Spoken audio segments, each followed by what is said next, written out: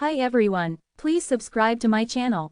Blood Immortal Venerable. See playlist for other chapters and novels. I do not translate the novels. Credits goes to original translator and author of the novel. I only make it as an audiobook so it would be easier to just listen while doing other things. Credits goes to the author of the novel. I convert stories to audiobook for mental health, for multitasking purpose, for accessibility and time saving. Listening to audiobook is also beneficial for people who have disability. It improves our listening skills and improve our English comprehension, vocabulary and other things. So, thank you for listening. Thank you and thank you very much for your support. Chapter 3301, 1000 feet to pass the test. Listen carefully, the primeval Lord of Heaven muttered in an urgent tone. Back then, I only entered Soul City 3 times before I was able to pass through. I was able to do that because of my comprehension of this song. Zen's eyes widened in astonishment. You were able to pass through after just 3 tries. The primeval Lord of Heaven beamed with pride. Of course. It was not difficult to pass the Soul City's test, but that didn't mean it was easy either. After all, only those who were able to reach stage 29 of the other shore were able to enter the Soul City, which meant they had to have a certain level of talent and skill to be qualified. Every third-floor disciple of the land of sword grief like Gabriel, Carver, or Libby would also be considered a favored talent had they been part of any other superforce in the source world. So long as they worked hard and tried their best, they would eventually pass the Soul City's test. The only variation was the length of time it took for them to succeed. The fastest person in history to have passed through Soul City was the Grand Master of Heaven, who was the primeval Lord of Heaven's junior fellow disciple. The two of them had entered the Soul City for the first time on the same day. The primeval Lord of Heaven passed after 3 tries while the Grand Master of Heaven was able to do it after 2. This was the main reason why the primeval Lord of Heaven always thought his fellow disciple was way more talented than him. Their records remained unbroken even now. The song lingered in Zen's ears and he no longer cared whether he understood the lyrics or not. Instead, he chose to close his eyes and listened closely. Elvinia was also listening with a serene expression on her face as she sat cross-legged on another pillar. Whilst everyone listened, a soul pillar began to rise. On top of this pillar was a member of the Separate Abyss race. This Separate Abyss member had a big build and looked somewhat funny on top of the pillar because of it. He had to carefully maintain his balance in order not to fall off. Since he was the first to enter the Soul Cloud, everyone's attention was on him. That's Toby from the Separate Abyss race. He is ascending so fast. Is he determined to pass the test this time? Of course he is. He's already tried for more than 1,300 times, right? Toby was a very promising member of the Separate Abyss race, but he's been stuck in Soul City for quite a while. His other race members laugh at him because he can't pass the test and the only way he'd get his prestige back is if he succeeds and passes through.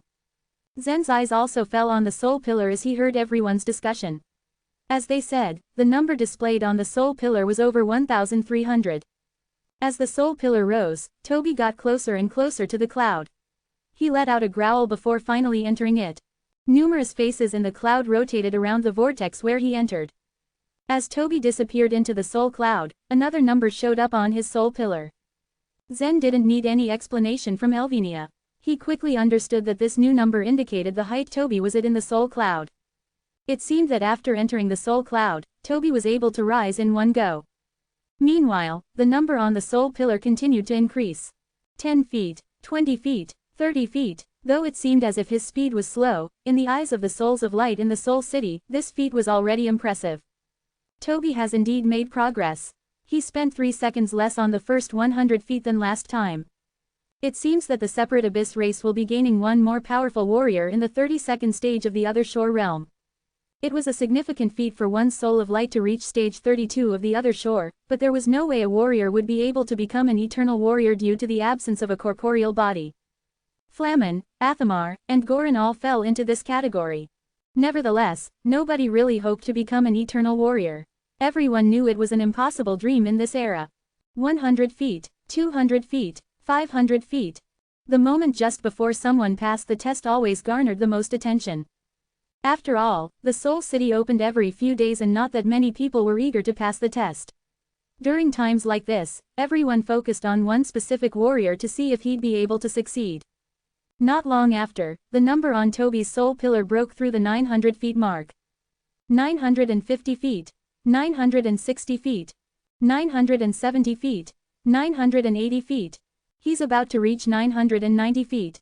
Last time he got to around 980 feet. There's only 10 feet left. 990. He's reached 990. Only 10 feet left. Toby only needed 10 more feet to reach his goal of achieving the colorless soul. Just as everyone waited in bated breath for the number to reach 1,000 feet, the soul pillar shook. Whoosh! They watched as a figure, 30 feet tall, came crashing down through the soul cloud, and slammed heavily onto the ground. Toby had failed yet again. There was a series of disappointed sighs as they looked at his unmoving form. Alas, he was so close. He reached 995 feet. He was so close. Only 5 feet left, what a pity. He can only try again next time.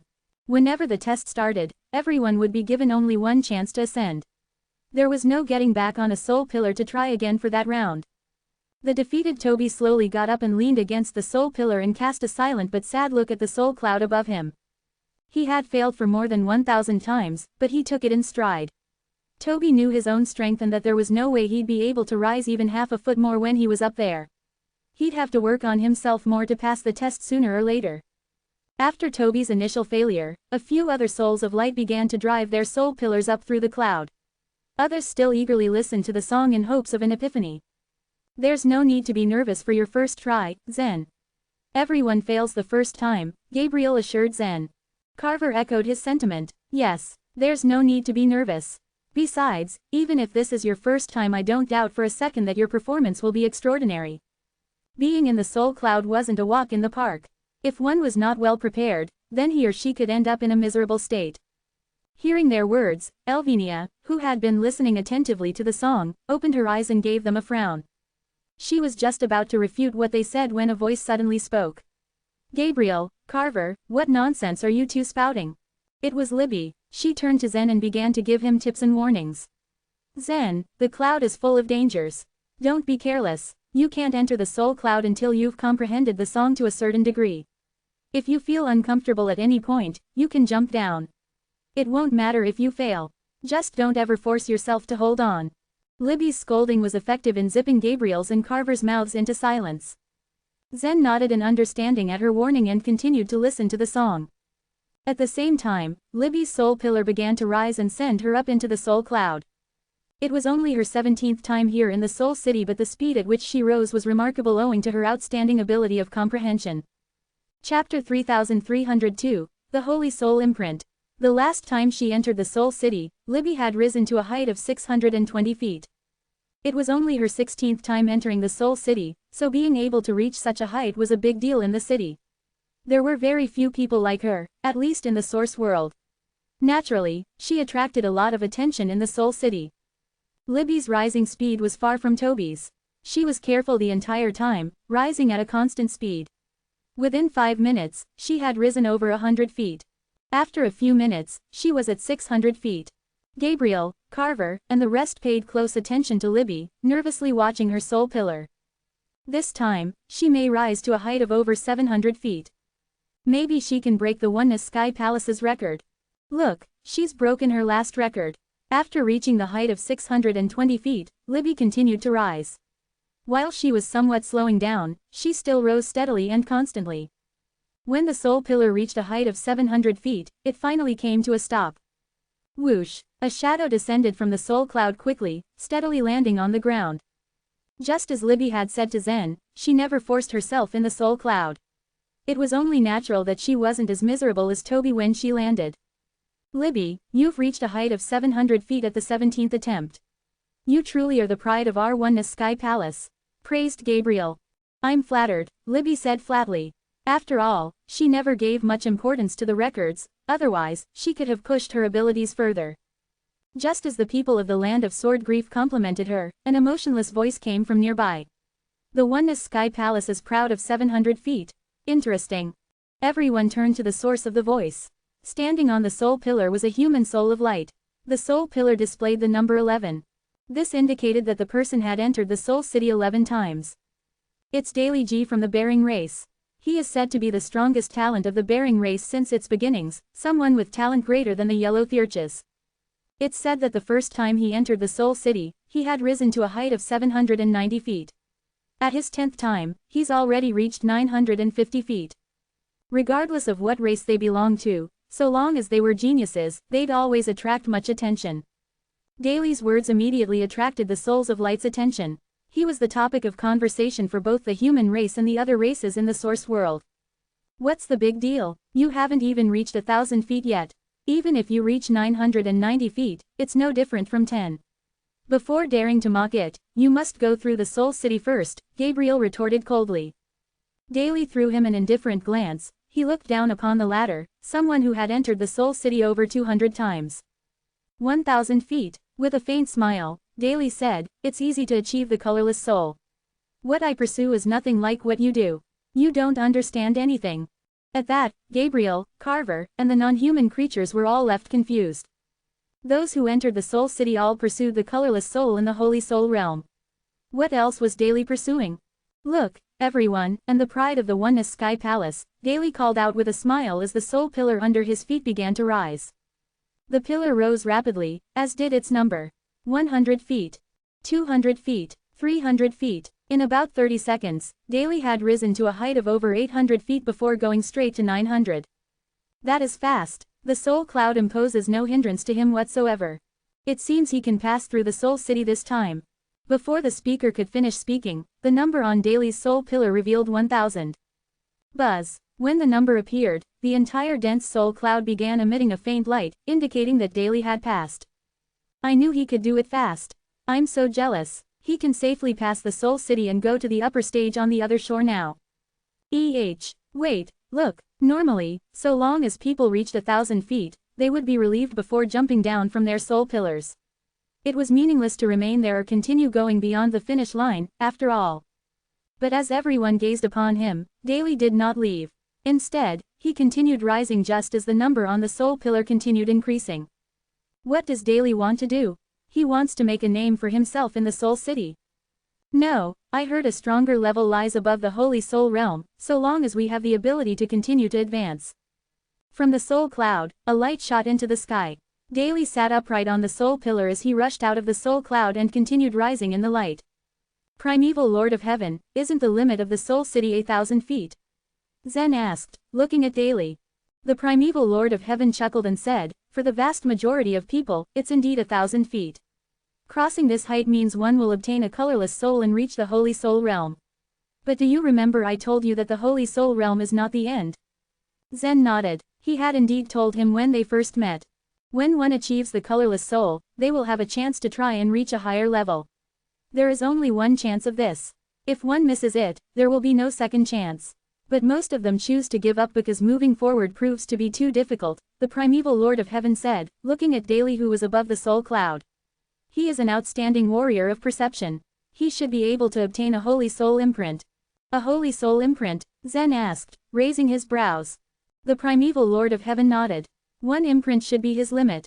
Having already reached 1,000 feet, Daly found it difficult to go further. The fact was now obvious to most. While Daly was indeed extraordinary, it wasn't easy for him to move upward in the light, let alone quickly. An hour later, he had risen up to 80 feet, with the soul pillar showing 1,080 feet. Buzz. A golden imprint circled Daly, attaching itself to the very surface of his soul. He then jumped down from the soul pillar and fell hard to the ground. Although the crowd couldn't see Daly's face clearly, they could still feel his great joy. When he entered the Soul City for the 8th time, he already had the confidence to rise up to 1,000 feet. For so long, he had prepared to reach his goal of the Holy Soul imprint. Chapter 3303, 9 Holy Soul Imprints. Everyone stopped whatever they were doing, stunned by what just happened to Daly. Most of them were clueless of the Holy Soul imprint to begin with. When ordinary people reached 1,000 feet, they would have met the end of their ropes. At this height, they wouldn't be able to hold on long, and their soul pillars wouldn't rise anymore. However, the world always had extraordinary warriors. In the past, people already discovered that 1,000 feet was not the farthest they could go. Once this height was met, the soul pillar could still rise if one possessed enough strength. Meanwhile, there were a handful of creatures with extraordinary talents who attempted to push the envelope.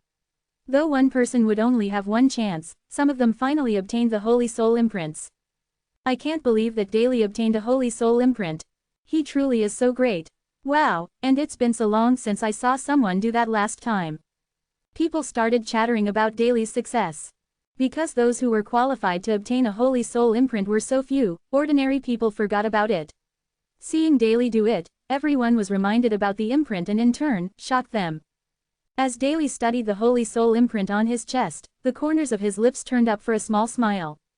Congratulations, Daly, another member of the bearing race successfully obtained a holy soul imprint.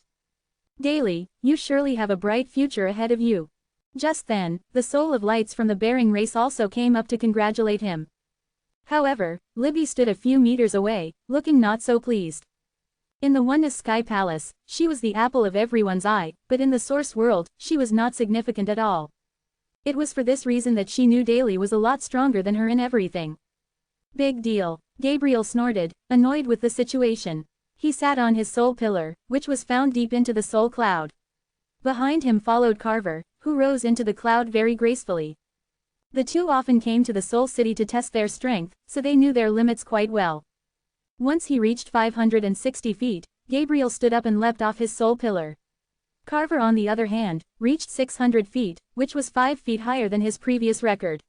Such small progress was still success to him. Primeval Lord of Heaven, what exactly is the Holy Soul imprint? Zen asked politely.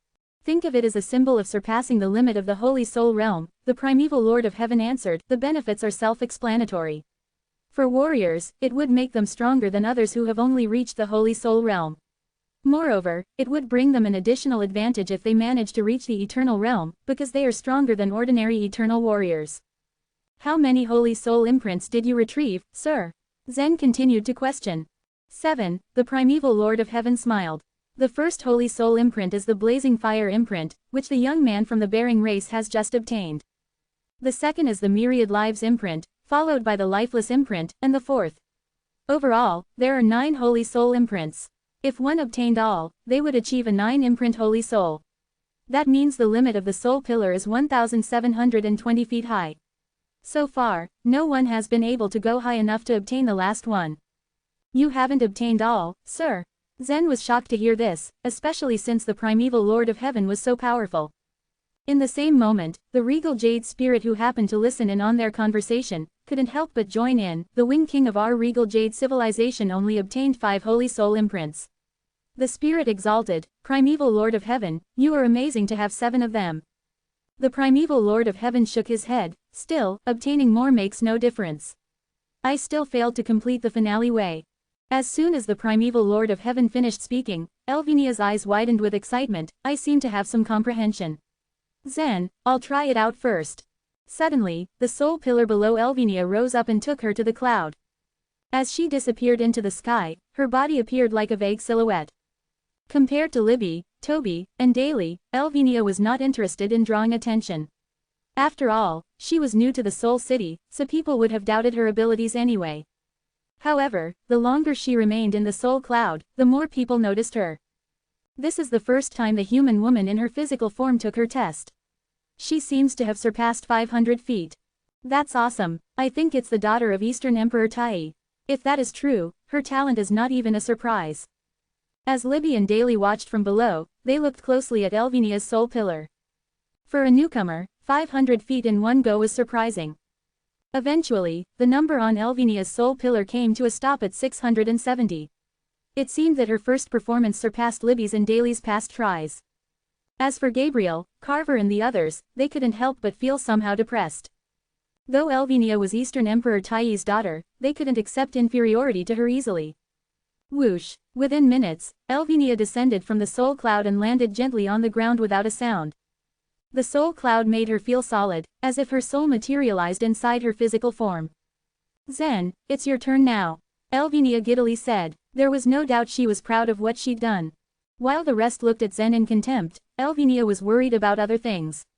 She was afraid that Zen's performance would surpass hers by too much. Because if Zen passed through the Soul City right there and then, she realized that she'd have to spend a handful of years here without him by her side. Zen rested on his pillar and nodded at Elvinia. With one thought in his mind, his soul pillar began to rise slowly and took him to the sky.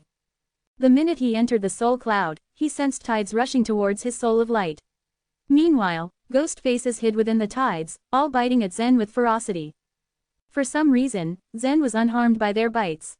It came to a point that the ghost faces left without harming him. The longer he remained in the soul cloud, the more confused he got.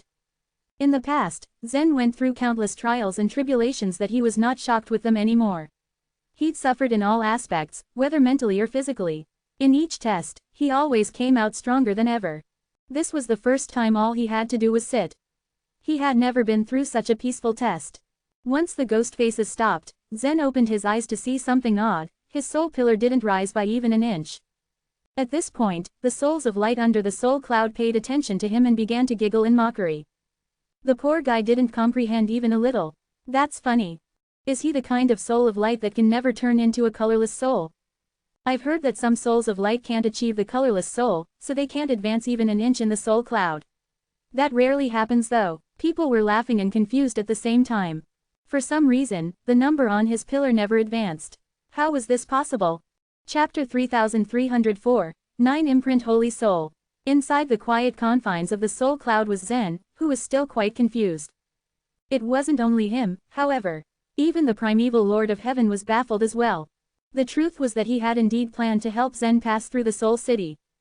Not only that, but he also wanted to help Zen obtain 9 holy soul imprints.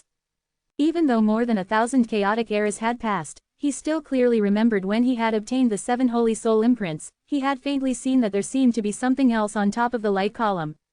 He didn't know what that was, but he guessed that it might have something to do with the instant civilization from the beginning. Everything about the instant civilization greatly piqued his interest. However, it was extremely difficult to obtain 9 holy soul imprints. Despite so many chaotic eras that had passed, the highest record was still 8 holy soul imprints. He thought that it was the first time that Zen had entered the soul cloud, so it would be better if he could take some time to adapt to the whole thing. Therefore, he planned to teach Zen about his experience after the latter returned from the soul cloud. Yet, Zen had remained motionless after he entered the soul cloud. That was why the primeval Lord of Heaven was so confused. Zen, what's wrong with you? The primeval Lord of Heaven asked. These things from the soul cloud don't seem to affect me at all, and it looks like I can't drive the soul pillar up either, said Zen. The primeval Lord of Heaven's eyes slightly widened at Zen's words. It's impossible, he muttered. In general, one had to repeatedly replace the soul of light to achieve the colorless soul. The colorless indicated the world of materials.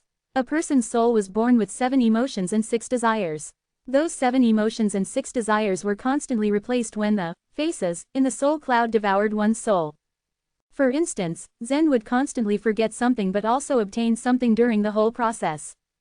Only after he had forgotten everything could his soul of light be reborn and become a real colorless soul. By then, his soul of light would be in the holy soul realm. At that point, the soul of light that turned into a colorless soul would have undergone some drastic changes. The soul cloud looked like a chaotic mass to ordinary people, but in reality, it could be divided into different layers, and each layer could replace the soul of light to a different extent. That was why no matter how weak Zen's talent was, such a situation could never happen. Is it possible that you have repelled the colorless soul? The primeval Lord of Heaven asked cautiously.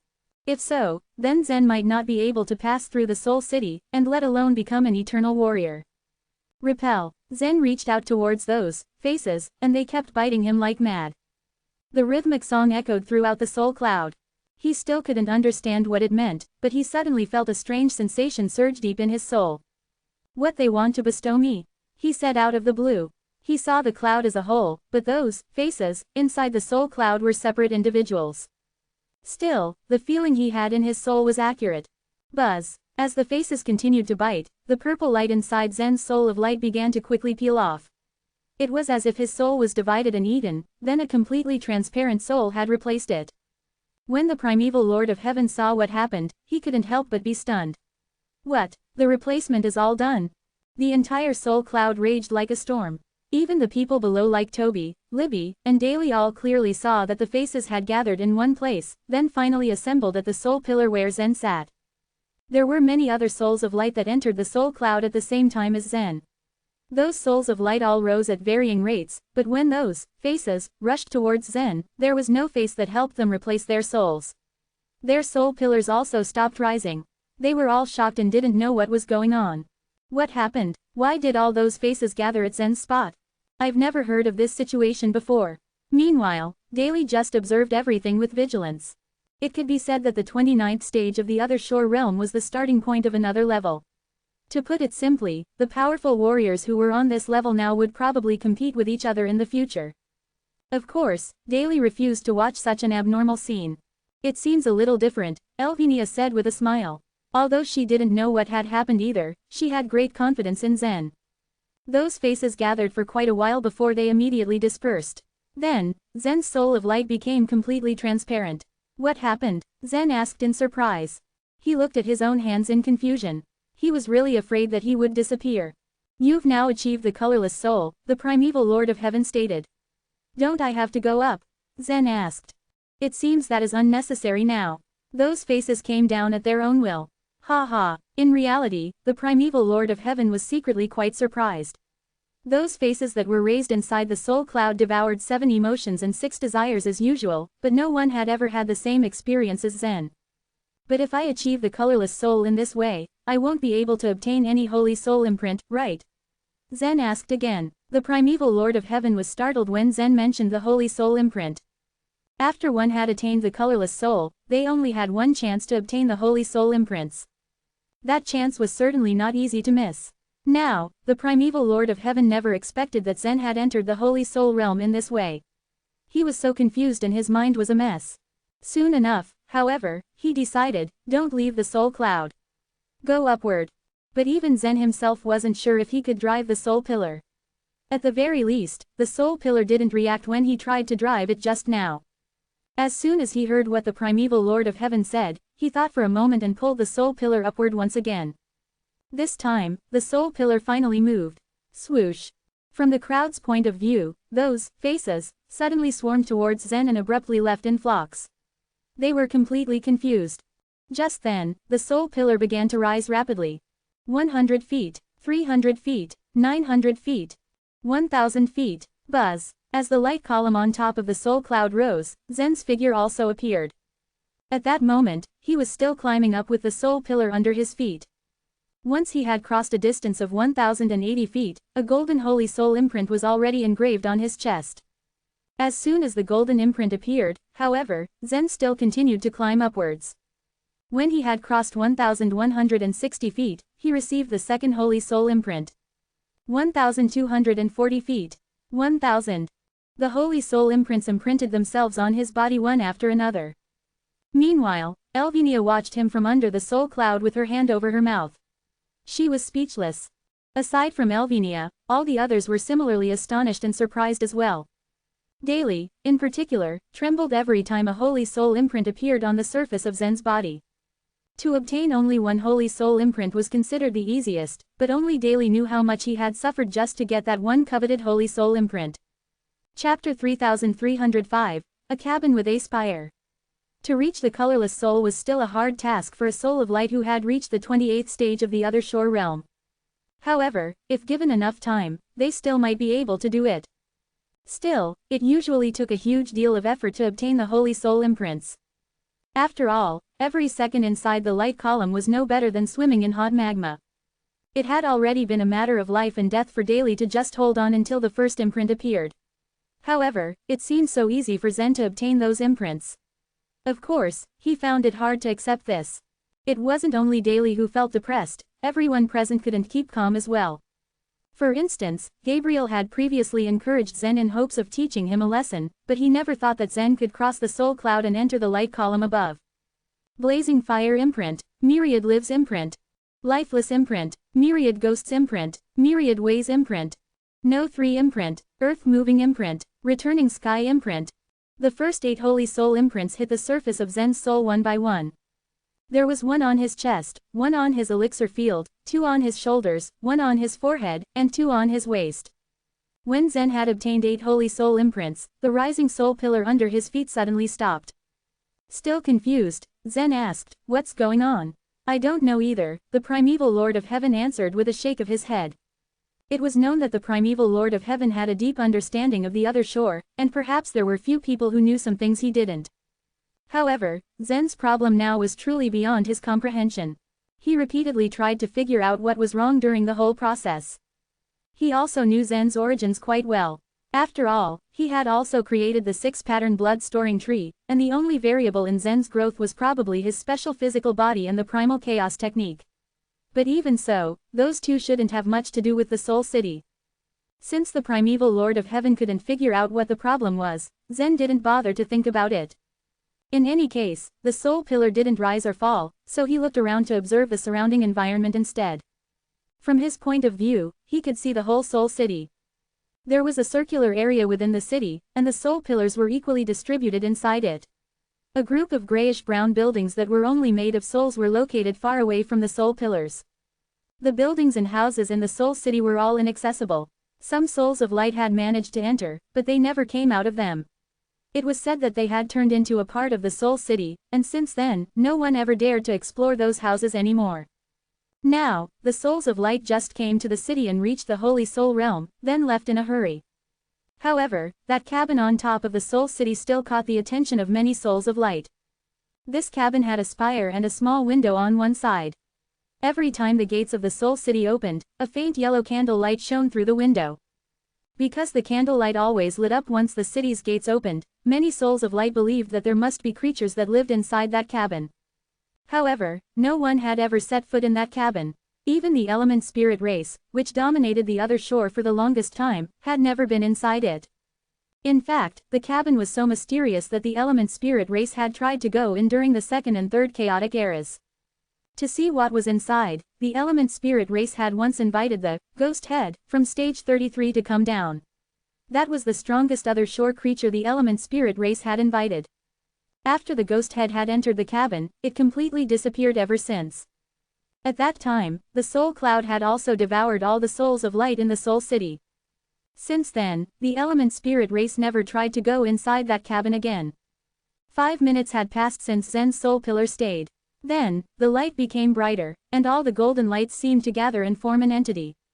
When viewed from afar, the light pillar continued to condense and almost turned into a solid golden column that tightly enclosed Zen. The Soul City and faces in the soul cloud originally made various kinds of sounds. But after the golden column appeared, the whole Soul City immediately became quiet. The song that rang continuously also stopped. Everything was silent, but it felt uneasy, so all the souls of light that were present became vigilant. Meanwhile, the souls of light who were still in the soul cloud chose to give up and jump down from the soul pillars. Then, they looked at the scene above in shock. Crack! The soul pillar under Zen's feet trembled and began to rise slowly again. Zen, who remained nonchalant the whole time, finally began to feel a lot of pain. When the golden column was fully formed, it thoroughly wrapped Zen within. In turn, Zen couldn't move or see anything. It seemed that he had become a part of the golden column. When the primeval Lord of Heaven saw that Zen was about to ask something, he immediately uttered, "Stop asking. Let's wait and see." Although the primeval Lord of Heaven didn't know what that was, he was actually quite excited. He realized that Zen had a chance to ascend to the top. Even though everything came so suddenly and was even hard to understand, things seemed to go in a way he had expected. It wasn't long before a number of 720 feet appeared on Zen's soul pillar. At that point, the solid golden column that wrapped Zen suddenly collapsed, and the material of the column repeatedly shattered, peeled off, and fell into the soul cloud from above. When those faces saw the broken pieces fall, they swarmed towards them like a school of fish in the pond and desperately scrambled for those fragments. While the golden column continued to peel off, Zen's soul of light slowly appeared, then the 9th holy soul imprint fell on his head. Power guide imprint. Zen stood on the surface of the soul pillar, straightened his waist, and breathed slightly. The 9 holy soul imprints in his soul outlined golden meridians that were distributed the same way as his body's meridians. As he exhaled, the golden meridians turned from light to dark, then from dark to light. Even though his soul had reached the holy soul realm and had almost the same strength as his physical body, it was still a soul.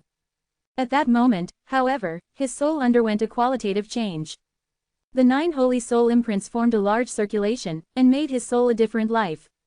"What's this?" Zen asked when he saw a small copper ring float in front of him. The primeval Lord of Heaven looked at the copper ring with interest. He had seen it before when he obtained the 7th imprint. Zen stretched out his hand and gently pulled the copper ring, which caused the entire Soul City to shake. A huge gear wheel on the right side of the Soul City rolled slowly and continuously released the chain made of souls. A chain bridge, which was originally hidden inside the wall, descended slowly and extended towards Zen. The bridge led to that cabin with a spire. Chapter 3306, Chain Bridge. Light streamed out from the window of the cabin. However, despite that the cabin was illuminated by the candlelight, one couldn't see anything through the window with just their naked eyes. As the chain bridge came down from the opposite side of the soul pillars, the opportunity of exploring the secret in the cabin that remained unknown for over 1,000 chaotic eras finally presented itself. Go ahead, Zen, the primeval Lord of Heaven coaxed. Perhaps you have obtained a chance to face them. Staring at the chain bridge before him, Zen hesitated. To be honest, the only reason why he was exploring the Soul City was to reach the Holy Soul Realm. Now that he had achieved his goal, he had a chance to turn back. Yet, something tugged at him from the back of his mind. He carried the book of the human race, after all. He was the only hope of the human race. In a sense, he didn't have the right to give up the opportunity to explore the secret. Who are they? Zen asked. The civilization that built the Soul City, the primeval Lord of Heaven answered. Zen's heart skipped a beat. Is this the civilization that never existed? Never existed? Who told you that? The primeval Lord of Heaven raised his eyebrow slightly, feeling a bit stunned. Snake Goddess, Zen replied. Actually, to be precise, the avatar of her. The primeval Lord of Heaven smiled faintly. Snake Goddess thought too highly of herself. The Soul City, the land of bone tribulation, and the eternal scroll painting are the proofs of the existence of the instant civilization. No matter how powerful the element spirit race is, it's impossible for them to create these things. In fact, they would try every way to destroy them first if they have the chance. If the Soul City and the land of bone tribulation were completely destroyed, no one else would be able to enter the eternal realm. As the Forerunners, the element spirit race could have prevented others from becoming stronger than them by simply destroying the Soul City and the land of bone tribulation. Obviously, they had every reason wanting to destroy them. Unfortunately, they hadn't succeeded. Despite trying more than once, they couldn't seem to completely destroy them. Helplessly, they had no choice but to watch as the other shore creatures and the souls of light came and went through the Soul City freely. Then, are you saying there are remnants of the instant civilization inside that house? Zen's interest was finally piqued. We will only know after you enter and have a look, the primeval Lord of Heaven replied with a smile. Zen nodded. Without further hesitation, he took a step forward, right onto the chain bridge. Because his soul of light had changed, the way he perceived the world felt different. This new colorless soul felt like a newborn beast that had just emerged from its shell. Whenever it touched anything, it felt novel and soft. Just as Zen stepped on the chain bridge, something suddenly rushed over from the entrance of the Soul City. It was clear as crystal, as though it were made of sculpted ice. It seemed to have a form, but Zen couldn't tell for sure as it kept morphing into different shapes as it rushed over. At this moment, it had turned into a pair of wings, flying towards the soul cloud. Whoosh! It was astonishingly fast. Before Zen even had the time to blink, it had stepped onto the bridge. Zen watched it head straight towards the building on the other side of the bridge. He noticed that when it had rushed for a certain distance, dots of orange light appeared on the chain bridge. One by one, the dots of light stuck to the surface of its crystal-clear body. The figure started to struggle, as though each orange dot was a hand that pulled at it. The crystal-clear thing kept trying to shrug off the orange dots of light, but soon, it could barely even budge. Gradually, the icy body melted into a pool of blue liquid that flowed along the chain bridge. What's that? Zen finally asked, as he watched the pool of blue liquid trickle down the sides of the bridge. The primeval Lord of Heaven sneered. It is a chill ice slave. It's from the element spirit race. Zen raised an eyebrow in curiosity. Yes, they are stronger than the moonfire slaves. In the past, the primeval Lord of Heaven had slain countless moonfire slaves and chill ice slaves, however, he had struggled slightly more with the latter. The bodies of the chill ice slaves were ever-changing. Additionally, they were much stronger than the moonfire slaves. The Soul City was important. Naturally, the element spirit race kept a close eye on it. After Zen had caused all the strange things to happen, the element spirit race was immediately alerted. The instant the element spirit race found out the chain bridge had been put down, they wanted to seize the opportunity to explore the secret. They too wanted to know what was within the cabin. However, they had failed in their efforts. Zen gingerly took another step forward, then another, and another. After a few more steps, the dots of orange light appeared once more. Now that Zen could see the light dots up close, he noticed they were irregularly shaped. Some were circular and some were in diamond shape, looking like orange petals floating in the air. As Zen saw these light dots approaching him, he furrowed his brows. Just now, the chill ice slave was killed by the orange light dots. Naturally, he didn't want to experience the same fate. But these orange light dots were too densely packed together, there was no possible way Zen could pass through safely. Just as Zen hesitated, an orange petal landed gently on his arm. Zen jerked back by instinct, but the petal had already latched onto his arm. To his surprise, the orange petal didn't hurt. In fact, it seemed his skin just absorbed it. After touching the golden meridians in his arm, the orange petal merged into his body and became a part of his soul of light.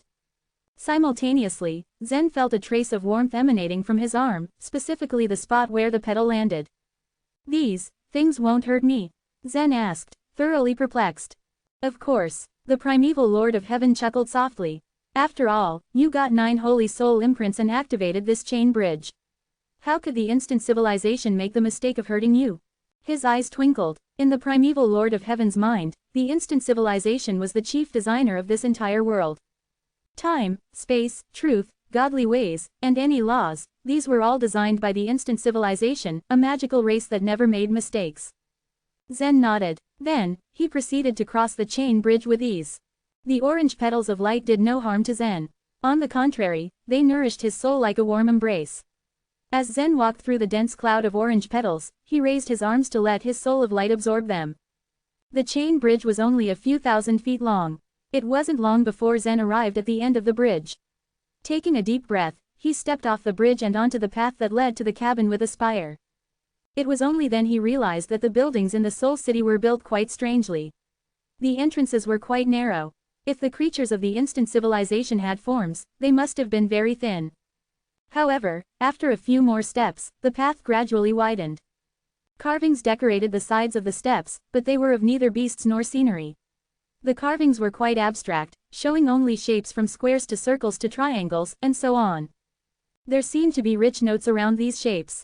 Upon a closer look, Zen realized these were fist-sized Sanskrit words that seemed to be explaining the connection between these shapes. Zen surveyed his surroundings. However, he couldn't decipher the Sanskrit words. He was about to keep moving forward when the primeval Lord of Heaven suddenly stopped him. "Zen, wait for a moment. I want to study these intricate carvings." The primeval Lord of Heaven was extremely interested in these carvings and Sanskrit words. Chapter 3307, The door closed. Zen had made it here, so he was in no hurry. Since the primeval Lord of Heaven now wished to observe and study, he would let him do so. The primeval Lord of Heaven had lived for over 1,000 chaotic eras. Although he was not as skilled at deciphering Sanskrit words as Jeffrey, his attainments in Sanskrit words were still notable. As long as the words weren't too complicated, he would have little trouble reading them. The carvings contained many secrets of the inner workings of the world, and while he pondered over them, he seemed to have resolved many doubts he held in his heart. There were some things he didn't know or couldn't understand before, but he was able to find them on the carvings on both sides of the path. "I see, I did not expect that," the primeval Lord of Heaven exclaimed in a number of strange ways, while Zen slowly moved forward. As he moved further and the patterns on the walls turned more complex, the primeval Lord of Heaven exclaimed less, simply because they were too complicated for him to understand.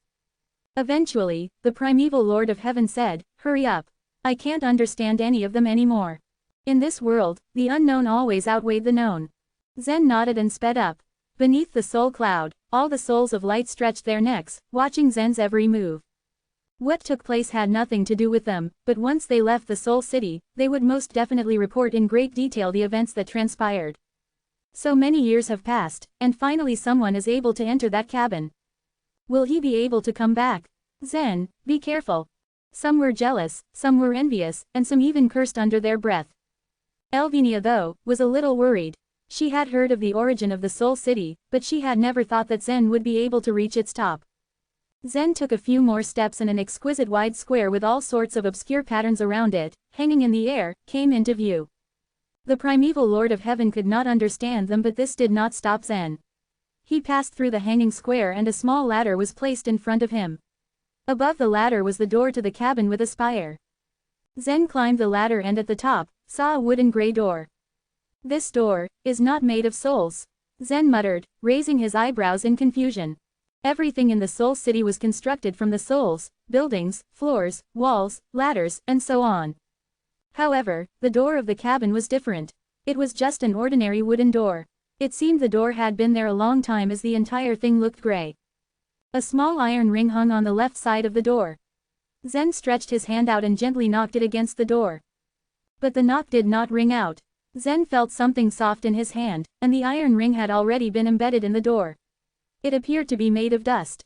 After a gentle touch, it collapsed into a cloud of dust, drowning Zen beneath it. Gradually, the dust dissipated. Zen still held the iron ring in his hand as he peered into the cabin. The interior was decorated very simply. The walls were plastered with gravel and the floor was covered with a gray blanket. In the center of the blanket stood a small wooden table with a little golden pot atop it. A wisp of pale yellow flame flickered at the opening of the pot, illuminating the cabin. Zen stepped on the blanket and it puffed into another cloud of dust. Puff! It was not just the blanket but the table as well that had collapsed into dust at the slightest contact. Bang! The golden pot fell to the floor with a solid thud and the flame was extinguished. The flame died out and the light in the room dimmed. At the same time, the light throughout the entire Soul City began dimming as well. Soul faces began appearing one by one on the walls around the Soul City. Some faces looked like humans and the souls appeared in human form. Some appeared as strange beasts, some had slender bodies, some were flat, some were jagged. For a moment, all sorts of strange souls floated around the Soul City. Awoo! They rushed out of the wall and soon found that this time was a little different. In the center of the Soul City, there seemed to be a large number of souls of light near the Soul Pillar. These souls of light were still alive and were the most delicious living creatures they had ever seen. Whoosh, whoosh, whoosh. For a moment, the souls rushed crazily at the souls of light. Where did these things come from?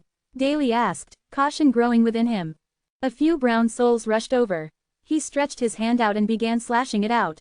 Soul whipping skill. Suddenly, his 5 fingers elongated and turned into 5 slender whips, lashing forward. Crack, crack, crack, all the souls shattered with a thunderous clap. Those who could reach stage 29 of the other shore all possessed indigo souls of the ultimate level. They all fought back at the souls rushing at them. As for Elvinia, she had no trouble at all destroying those souls charging at her. Any souls that dared approach her were swiftly smashed to powder by her gentle palm strike. When they had rushed out of the wall, the door at the entrance of the Soul City had rumbled like an earthquake. Is the door to the Soul City closing? What's going on? Why is it closing so early? Get out of the Soul City right now. All the Soul City's terrible legends came to everyone's mind.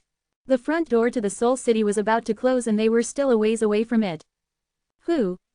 Just then, countless souls rushed out of the Soul Cloud, their surfaces faintly coated in gold. The aura they emitted was quite obviously much stronger than that of the other souls. One of the members of the separate abyss race stood right below the Soul Cloud. He was swallowed by a large fish-shaped golden soul before he even had the time to react. His miserable screams echoed from the belly of the giant fish, but soon after disappeared. Anson has been eaten by that big fish. Toby roared. The others of the separate abyss race all cried in horror as well. It was then that the door to Soul City shut completely with a monstrous bang. Chapter 3308, Dreaded Eyes. Each time the gates to the Soul City were closed, the souls imprisoned in the walls and the earth would emerge in a bloodthirsty haze. Because they had no consciousness, their only instinct was to constantly devour or be devoured. There were no winners here. Even the most powerful of souls would eventually exhaust its energy, and turn into a mindless zombie till it sank back into the earth and became a part of the Soul City.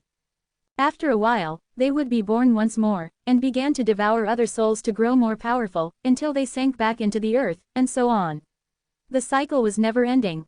The souls of light from the source world often waited outside the Soul City. From the gates, they could hear all kinds of howls and shrieks coming from within the Soul City. The Soul City was not home to souls of light nor the other shore creatures. It was home to these resentful souls. Now that the door was closed and all the souls of light were locked inside, it was not hard to imagine how things would turn out for them.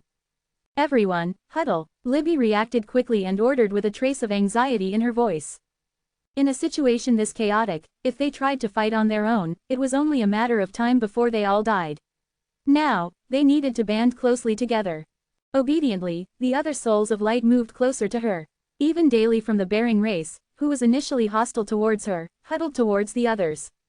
Just as everyone gathered around Libby, a dragon-shaped soul rushed towards them from the sky. Soul-shattering strike, Libby cried. The moment she saw the dragon-shaped soul headed straight for them, she knew how powerful it was. Without hesitation, she launched her strongest soul attack. Raising her hand to the sky, countless soul swords shot upwards, one after the other. Puff, puff, puff. The soul-shattering strike was indeed powerful.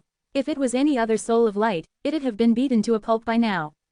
However, when the swords hit the surface the dragon-shaped soul, the energy actually bounced off and disappeared into thin air. Libby's face fell. Trembling slightly, she felt an incredible need to run away. However, the dragon-shaped soul was extremely fast. It bared its menacing teeth at Libby, poised to bite her head off. Libby froze. As panic welled within her, she silently resigned herself to her fate. Just as she was about to shut her eyes tight, a figure flashed in front of her. Boom! Under such a violent collision, the dragon-shaped soul was smashed into pieces. Its head writhed and wriggled on the ground before them. However, when the other souls saw the mangled dragon-shaped soul, they had flopped over it and devoured it violently. In no time, there was nothing left of it. Princess Elvenia. Libby looked at the figure in front of her gratefully. In her eyes, these princesses, as well as the children of the leaders of the mountains, were not even worth much thought. Even if these people were talented, Libby always thought they were too unruly and arrogant and they couldn't achieve anything extraordinary. Yet now, she felt indebted to Elvenia. She had forgotten that Elvenia had a physical body here. Get up, Elvenia said indifferently. Follow closely behind me. Libby nodded slightly and stood obediently behind Elvenia. Now was not the time to feign bravery. When Gabriel, Carver, and other disciples from the third floor of the Land of Sword Grief realized how strong Elvenia was, they too rushed to her side. They thought they might have a better chance of making out of this alive if they stayed close to her. Swoosh! Just then, a golden fish-shaped soul lurked nearby, swimming across the ground as though it were water. Ominously, it swam beneath everyone's feet, taunting them almost. This fish-shaped soul had had a taste of the souls of light before. How could it give up this delicious opportunity so easily? Whoosh! After locking onto its target, the fish-shaped soul suddenly jumped up from the ground, like a salmon leaping gracefully into the air from a river. Opening its bloody mouth, it swallowed up 3 souls of light that were nearest to it in one gulp. Then, it hid under the ground once more. It wandered along the ground until it reached the walls of a building in the Soul City. As it swam around, digesting its most recent prey, it eyed the souls of light beside the soul pillars. The big fish was not the only hunter here. Countless golden souls rushed out from the soul cloud, hungry for soul food. Each hunter could live for a very long time, and their strength could not be underestimated. Despite chances of survival looking quite slim, the souls of light continued to launch their counterattacks. Except for Daly, who had reached the Holy Soul Realm, the other warriors, including Toby of the Separate Abyss race, didn't have the ability to fight back. Consequently, the air was filled with their screams. Hurry up! Step back behind Daly. Princess Elvenia from the Oneness Sky Palace has a physical body. She can protect us. Gradually, those souls of light gathered behind the two of them. However, those light golden souls were not willing to give up. They wandered in the ground and observed carefully. As long as there was a chance, they would jump up, tear up a soul of light, swallow it into their mouths, and then dive into the ground. In the cabin, from the small window, Zen could see the chaos taking place outside. His expression darkened. All these strange things started happening only after the golden pot fell to the ground, extinguishing the flame. It didn't take a genius to figure out the cause and effect. The Soul City would open every 132 hours. When it opened, the window of the cabin would be illuminated. Evidently, this was thanks to the flame of the golden pot. In other words, every 132 hours, the golden pot would automatically light up with a flame, or, someone lit it every 132 hours. Once the flame was ignited, the doors to the Soul City would open. Then, 132 hours later, the flame of the golden pot would be extinguished, closing the gates to the Soul City. Now that the flame was extinguished by Zen, the door closed in advance. Just seconds after flame was extinguished, the Soul City was already in chaos. Zen needed to ignite the flame again somehow. Flame. When Zen was in the form of his physical body, he could use the elementary fire godly way to easily release flames. But in this situation, where could he possibly find a fire? Anxiously, he racked his brains trying to come up with a solution. Suddenly, his eyes lit up and he turned to the primeval Lord of Heaven. Is Master Zhurong able to? Before he could even finish speaking, the primeval Lord of Heaven replied. If Zhurong can make a move, I can also release flames to help you ignite the golden pot. But you have forgotten what form you are in now. The civilization artifacts were born by Zen's inner world, turning into a strange form. When Zen entered the other shore with his physical body, he could release them from his inner world. However, when he was in the form of Soul of Light, he couldn't use any godly way. Consequently, the primeval Lord of Heaven and the others wouldn't be able to help much. Zen's frown deepened and he turned to stare outside the window again. Suddenly, a streak of golden lightning flashed across the soul cloud. Crack! Two huge dark blue eyes emerged from the depths of the soul cloud. Chapter 3309, The Second Hand.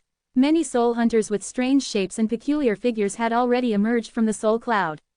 These hunters moved at an incredibly high speed all over the place. They moved on the ground, on the walls, and along the surface of the soul pillars. They were eager to find any chance to devour the souls of light as soon as possible. However, as soon as Elvinia and Daly attacked them, the situation stabilized gradually. The two of them protected most of the souls of light, one on the left side and the other on the right side. As soon as the hunters jumped out of the ground, Elvinia and Daly would immediately attack them and tear them apart into a million pieces.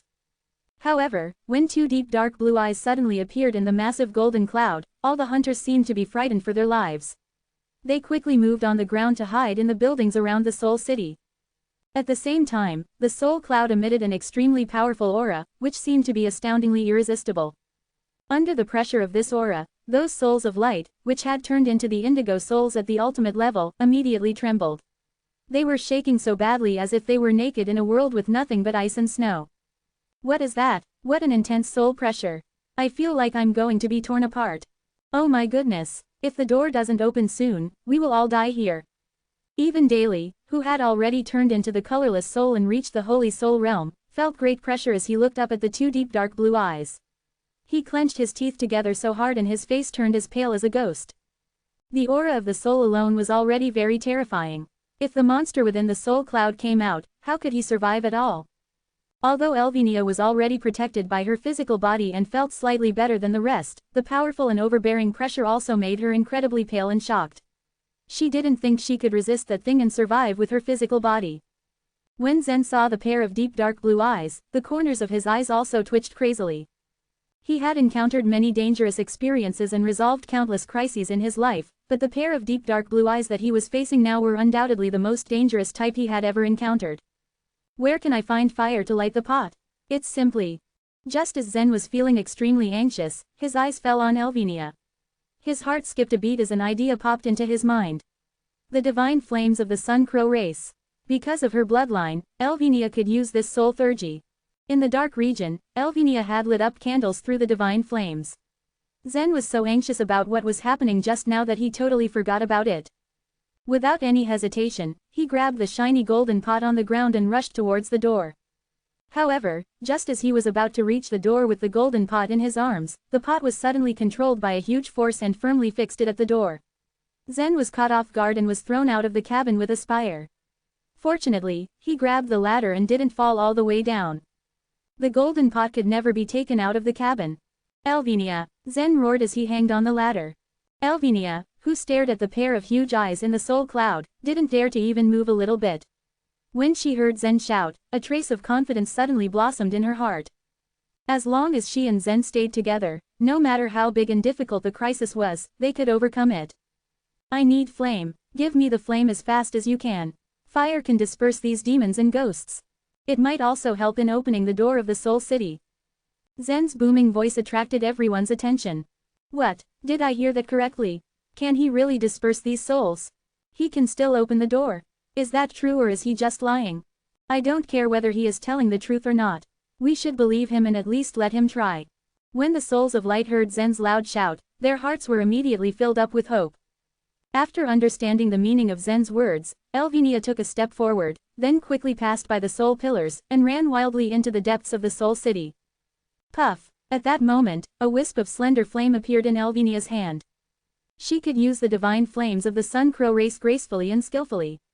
As she sprinted, she reached out her hand and gently pointed towards Zen, who was standing outside the cabin. Swish! The wisp of flame turned into a long thin thread and it shot towards Zen from the distance. The cabin was more than 3,000 feet high.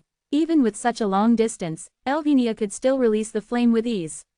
As the thin thread continued to extend towards the cabin, the deep dark blue eyes flickered gently in the soul cloud behind Elvenia. They revealed a trace of malicious aura. As the soul cloud surged, a ginormous hand suddenly stretched out. The skin of this hand was as rough as a bark of a tree. Its surface was also covered with neoplasm, which looked extremely terrifying. Just as Elvenia was concentrating on releasing the flame, Zen suddenly shouted from above, "Watch out! Something is behind you." When she turned around, she realized that she had no time to dodge as the giant hand had already reached her. With a scream, she was grabbed by the hand, and the wisp of flame that she had released was broken. Oh no, Elvenia is caught by that enormous hand. What are we supposed to do now? That's our only hope. Stop it. As the scene unfolded right before their eyes, many souls of light were shocked to their core. Daly and the others also realized that the reason why the door closed in advance was definitely because Zen had entered the small cabin with a spire. And the only chance for them to leave the Soul City was that Zen used the flame to help them. Even if the monster within the soul cloud was ridiculously strong, they could only fight with all their might. All of the souls of light, including Daly, tried to stop the huge arm before it caused more damage. However, even Elvenia, who had a physical body, was unable to break free from the strong hand. When these warriors attacked the giant hand, it was as if they were tickling it since it had no effect at all. Break up. A strong desire to survive rose from the bottom of Daly's heart. His hands suddenly transformed into two long whips with sharp edges. With countless sharp whip shadows, they cut crazily and deeply on the huge arm. Crack, crack, crack, the bark-like skin of the arm was cut by the long whips. Bits and pieces of the skin were scattered everywhere. Daly had reached the Holy Soul realm and obtained a Holy Soul imprint.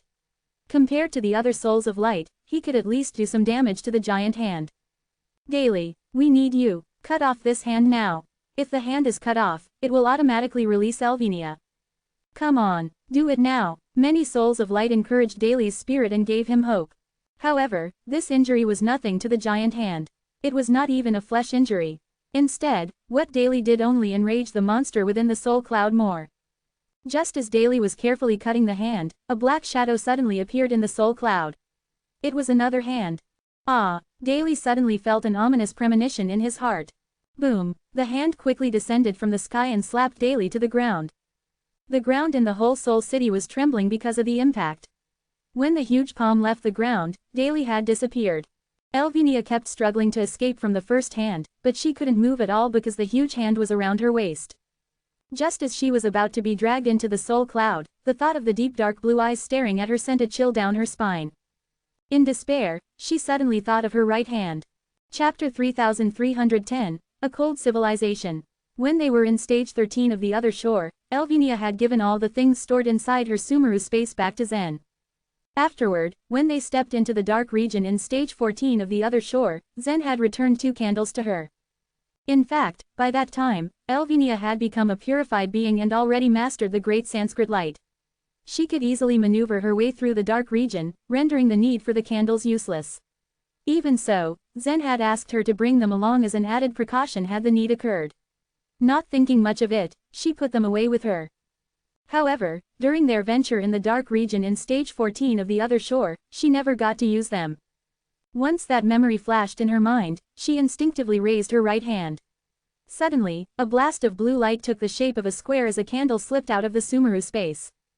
Puff! When the flame that rested on her palm brushed across the tip of the candle, it caused it to ignite in response. A soul candle had unique characteristics that set it apart. Once it was lit, it would be impossible to extinguish its flames. Even if it was placed in the sea of truth, it would still be insufficient to put out its flares. As soon as the candle was lit up with compelling flames, Elvenia wasted no second and jerked her hand upwards to violently throw it in the air. The strength of Elvenia's corporeal body was by no means weak. In fact, she was a force to be reckoned with. If she wanted, she could throw the candle at an unbelievable height of hundreds of thousands feet high, let alone a few thousand feet high.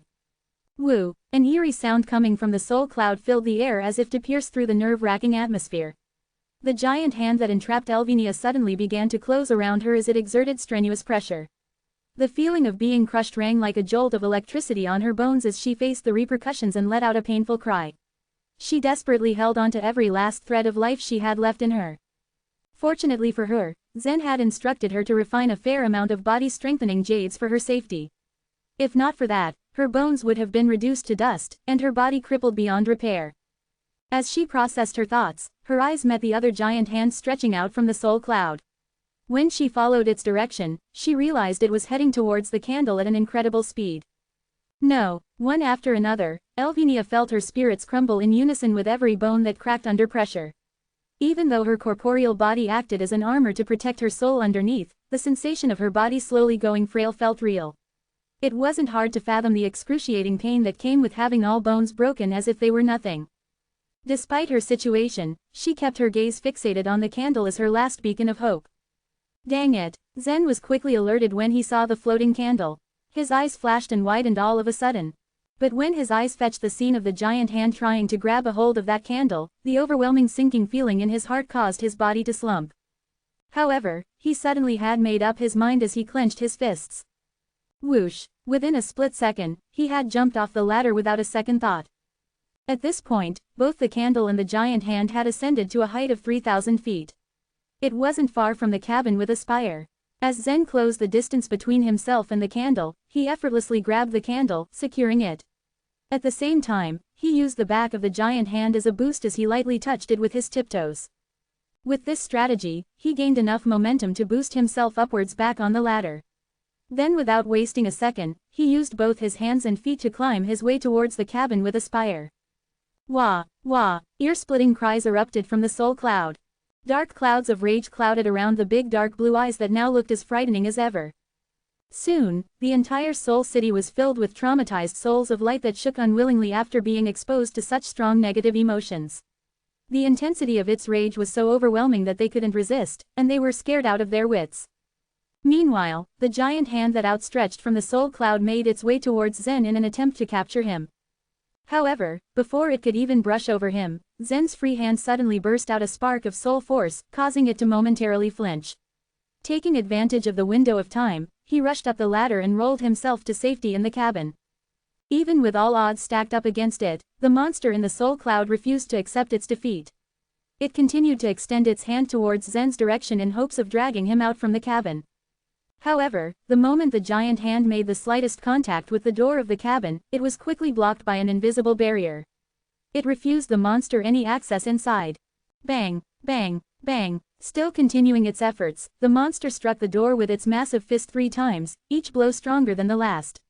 But the invisible barrier remained firm and refused to let down its guard. Feeling defeated, the giant hand retreated reluctantly. Zen had no time to waste on stressing over the giant hand outside the cabin. With the candle in his possession, he quickly turned it around and pointed it towards the mouth of the golden pot. Buzz! At this gesture, a wisp of flame formed at the mouth of the golden pot. Soon, the candlelight in the cabin with a spire shone brightly once more and lit up the entire place. Woo! As if its demise was triggered, the dark blue eyes that were once filled with rage showed a hint of sorrow as they gradually closed. The giant hand that entrapped Elvenia loosened its grip and returned back to the soul cloud. Following suit were the golden souls that also rushed towards the soul cloud while the others vanished into walls or sank into the ground. Rumble! With a rustic sound, the gate of the soul city opened up slowly. As if an immense catastrophe was averted, the souls of light from various races across the source world heaved a deep sigh of relief. Whatever might have happened, for them, it was satisfying enough to see the gate of the soul city open before them. Once the gate was opened, they felt much safer. No accident had been reported inside here when it was open for the past countless years. However, after having experienced their fair share of traumas just now, they all walked towards the gate of the soul city. Princess Elvenia, Libby, Gabriel, Carver, and the other members from the Oneness Sky Palace quickly rushed to Elvenia's side. Libby crouched down next to her and closely examined her profile before heaving a sigh of relief. Luckily, Princess Elvenia is just unconscious after what she just faced. There is nothing to worry about. We must move her out of the Soul City first. Of course, she was saying these things to Zen. In fact, everyone knew full well the mess was nothing but Zen's fault. He was the root cause behind it. Libby was unaware of what Zen had discovered above to have caused such a mishap. Even so, due to being a member of the Oneness Sky Palace, she had no choice but to give him support. Moreover, after the closing of the gate of the Soul City, many souls of light of the Oneness Sky Palace were lucky to be unscathed. Only Elvenia ended up injured. So she hoped Zen would take the opportunity to explore the top of the Soul City instead of coming down to check up on Elvenia. Zen's paced breathing didn't take a second's worth of rest until he heard the news from Libby from below. How could he live with himself if he were to become the cause of Elvenia's death? He stood inside the cabin with a spire and continued his search. With the golden pot still in his hands, he rotated it from all sides to observe it intently. The table and carpet inside the cabin had been reduced to dust. There was nothing worth a second glance other than the golden pot in his hands. Is this golden pot the key to the gate of the Soul City? Zen muttered to himself, his voice now low with disappointment. The primeval Lord of Heaven seemed very calm. Although he also entered the cabin with his expectations high, he knew this kind of disappointing result was common. In fact, the primeval Lord of Heaven had explored a few similar relics before, such as the end of the Sky Cloud Water Road in Stage 32 of the Other Shore, and the Grey White House in Stage 33 of the Other Shore. Those things couldn't have been built by the element spirit race. The civilizations on the Other Shore weren't gifted with such an ability. They could only have been left behind by the instant civilization. However, the instant civilization appeared to be devoid of all emotions or thoughts. They would not leave any trace or information in the relics, which was somewhat abnormal. Many civilizations that had entered the Other Shore would bear extreme disappointment towards the Other Shore after staying there for a period of time. They would end up killing away all the creatures of their civilization, which meant that they would commit mass suicide together. But before they wiped out all the creatures of the civilization off the surface of the map, they would build a temple and leave information and something else there to vouch for their existence. In contrast, the instant civilization hadn't left any information whatsoever. The relics they had left behind all looked cold and empty. They appeared to scream with arrogance, "We once existed, but we don't need your understanding. You are not qualified enough to find us." Chapter 3311, Starry Rock Fish. The Snake Goddess, Fuxi and the others all agreed with the primeval Lord of Heaven's conclusion. The arrogant instant civilization was stingy with clues. As for why, the primeval Lord of Heaven and the others had many ideas and speculations. The Snake Goddess believed the reason to be very simple. The instant civilization was so powerful that they took the other ruling civilizations as weak and pitiful tiny bugs. Why would they leave any clues to the bugs? The Snake Goddess deduction was simple and crude, so not many agreed with it. The others didn't think it was that simple. If the instant civilization really looked down upon the later, bug-like ruling civilizations that would come, they would not have made all kinds of complex rules on the Other Shore. For example, the suppressive power of every stage of the Other Shore was different. If this rule was removed, the element spirit civilization that had set foot on the Other Shore first, would probably have dominated the entire Other Shore and anyone who came after wouldn't have stood a chance. Not to mention the deliberate and careful arrangements such as the Soul City, the Land of Bone Tribulation and the Eternal Scroll painting that were obviously for the promotion of the later generations. The instant civilization would not create such a meticulous and painstaking blueprint if they saw the future generations as bugs. The arguments about things they did not know were endless, plus the theories everyone put forward could not be proved. Thus, to this day, whether it was the human race, the element spirit race or the nihility race, they had yet to understand the attitude of the instant civilization. It makes sense for a key to the gates of the Soul City to be hung here, the primeval Lord of Heaven said smiling.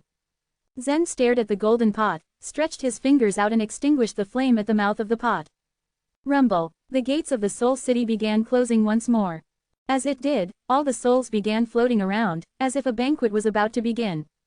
Ah, why is it closing again? Zen hasn't come out yet. Luckily we got out. Libby and the others outside were overtaken with anxiety at the sight of the Soul City about to close its gates again. Seeing the ghosts about to dance in the Soul City, Zen gently tapped the candle to the mouth of the pot and lit it, igniting a faint flame as before. As he did this, the souls returned to the walls and the gates slowly opened. After lighting the flame, Zen put it out. He lit it again, and then put it out. His repetition finally aroused heated dissatisfaction. The souls that howled in the walls let out angry roars. The pair of dark blue eyes that had been immersed in the darkness appeared again. Woo, woo. Zen didn't understand what they said, but from their tone he figured they were mad at his recklessness. Zen, what are you doing? Even the primeval Lord of Heaven was confused. Zen curled his lips and said, the golden pot must be ignited to open the city gates. Since the gates are opened every 132 hours, it means that someone must be lighting the pot every 132 hours. The logic was simple and sound. But perhaps it was because the primeval Lord of Heaven hadn't been surrounded by human ways of thinking for so long that he hadn't considered this himself. The floor, door, and table of this room can't be touched, Zen added. After Zen reached the Holy Soul realm, his soul was already solid and as strong as his body. All it took was a gentle touch to destroy everything in the room, which meant no one had touched it before he had. This means that the person that lit the golden pot came from above, Zen said, raising his head to look up. There didn't appear to be anything above his head except for the fist-sized stones the whole room was made up of. He stared at the stones for a moment before jumping up and putting his fingers into a crack between the stones and fixing himself on it. Holding himself up, he raised the golden pot to the stones. Under the light of the fire from the golden pot, they began to change color. The originally grayish-white stones turned dark blue embellished with colorful dots of light, seeming to form a wallpaper of a colorful starry sky that spread out above the room. It's a painting of a fish. It's really quite mysterious, Zen said with a curious smile. All the stones glowed and it became apparent that the lights were not arranged in random. Instead, they formed the outline of a huge fish. That's no ordinary fish. It's a rock fish, the starry rock fish, said the primeval Lord of Heaven, his voice trembling with excitement. He was even more exhilarated by this than Zen. What is the starry rock fish? Zen asked inquisitively. It's a giant sky beast that flies throughout stage 33, the primeval Lord of Heaven replied. When it passes by, the entire sky will change. It is a gentle and beautiful creature. Zen thought a moment and then asked, but primeval Lord of Heaven, if we see the other shore as a special space, it would still be within the chaos. Stage 33 is at the top of the chaos, then if we look up, what we see above our heads should be the ceiling, right? You are wrong, the primeval Lord of Heaven said, shaking his head in disagreement. When Zen had first told him about King Manard, namely Zia Zhang and the abstruse energy world, he wasn't all that surprised as he had seen the abstruse energy world in stage 33 once he raised his head. Stage 33 was different from the deleting space.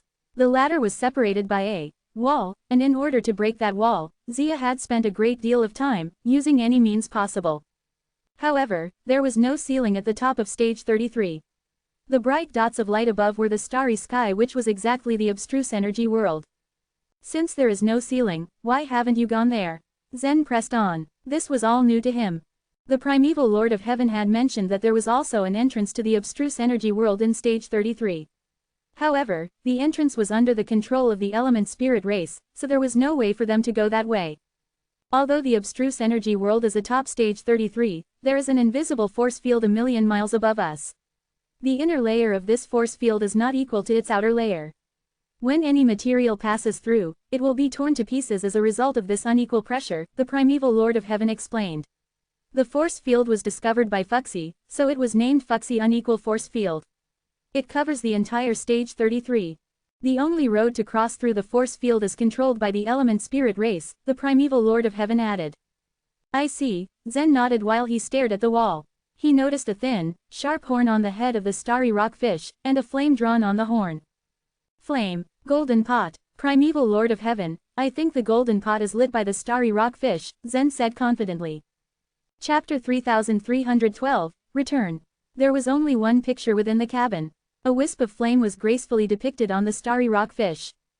Zen's judgment was based on such simple logic after all, and it needed further evidence to prove it to be true. The primeval Lord of Heaven spoke quietly, it's highly likely. But how can you prove it?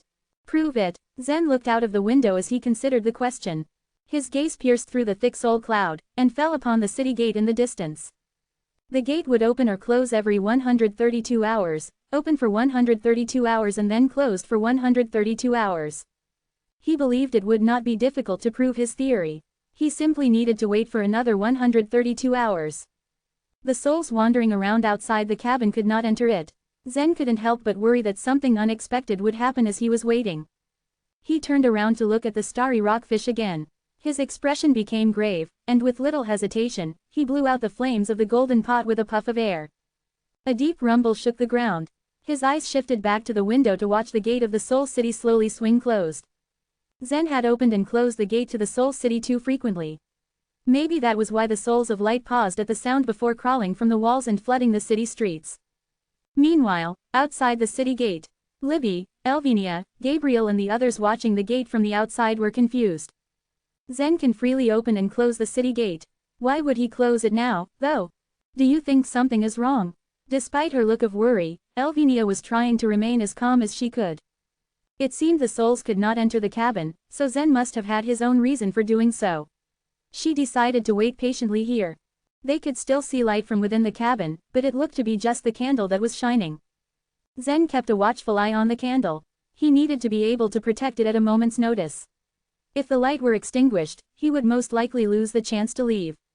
He watched as the souls within the walls and in the soul cloud began to move, one after the other. Zen knew there were many souls residing in the soul city, but the longer he remained here and watched, the more souls he noticed. The city was practically swarming with souls. The souls hidden within the walls acted like water that gushed out of a mountain ravine non-stop. They were all densely packed together, overlapping and falling over every inch of the soul city. Zen could feel his scalp begin to tingle as he watched the densely packed souls from the window. The sharp sound of a large object whistled through the sky. Zen watched as several predators burst through the soul cloud, their golden light reflecting eerily off the mist. They devoured thousands of souls in their path. The lowest level souls had piled up, so it was impossible to know the true number eaten. An hour had passed before the pair of dark blue eyes appeared again. The monster whose true face was obscured by the soul cloud was the strongest of the predators. It stretched out its hands and aimed to capture those light golden souls. Zen watched with blank expressions for more than 60 hours, the scene the same all throughout the city. The large fish ate the small fish, and the small fish ate the shrimps. And then it all stopped. The souls in the square had become fewer, and only a small portion of the light golden souls floated around corners to avoid being eaten by the massive eyes. When it was full enough, the pair of menacing eyes focused their piercing stare on the cabin. Zen knew that it could tell he was in here. His suspicion was confirmed when it reached out a hand towards the cabin to gently tap the window with a finger. It tapped 3 times, knock, knock, knock. The creature seemed to be taunting Zen, reminding him of its existence. In fact, Zen had paid the most attention to it, so he didn't need to be reminded.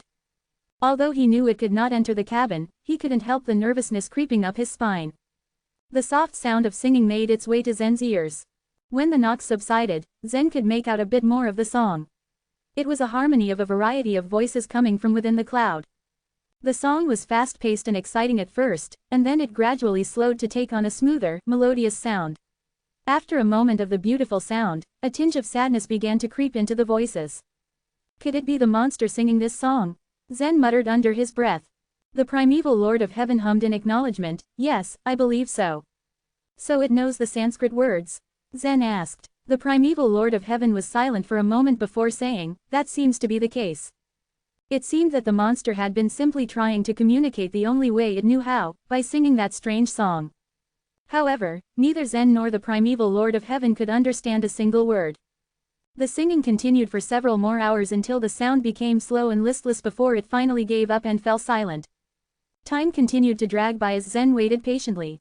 Once 132 hours had passed, the colorful lights on the walls began to shimmer and fluctuate. Zen's eyes grew wide as he watched the change. The starry rockfish on the wall began to move. It twisted its tail and swam along the wall. Suddenly, it peeled itself from the wall and jumped straight for the golden pot. Atop the tiny horn on its head, an orange flame danced and wiggled. It paid no mind to anything within the cabin as it made its way to the golden pot, but when it came close it realized that the pot had disappeared. An odd cooing sound fell from its fishy lips. The strange sound seemed to be it questioning the lack of golden pot. For countless chaotic eras, the position of the golden pot had never been changed. Where could it have gone? Its head turned to and fro before it realized that Zen sat in the corner.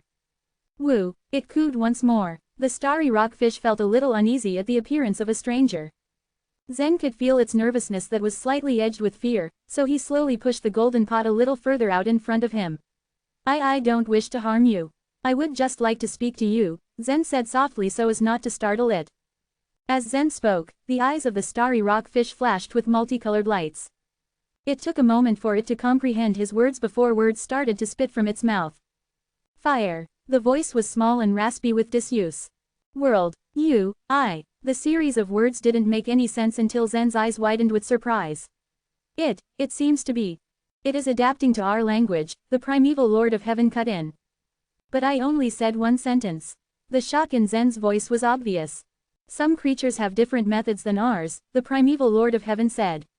Perhaps with a single word from you, it is able to learn our entire language. It must process information differently from us. After uttering what seemed like an endless stream of random words, the starry rockfish finally spoke a full sentence. You returned too late. You did not come while he was waiting. You returned too late. Despite the fact he could now understand what was said, Zen still found himself confused. What do you mean by that? He has been waiting for you to return. The starry rockfish repeated in a sharp tone.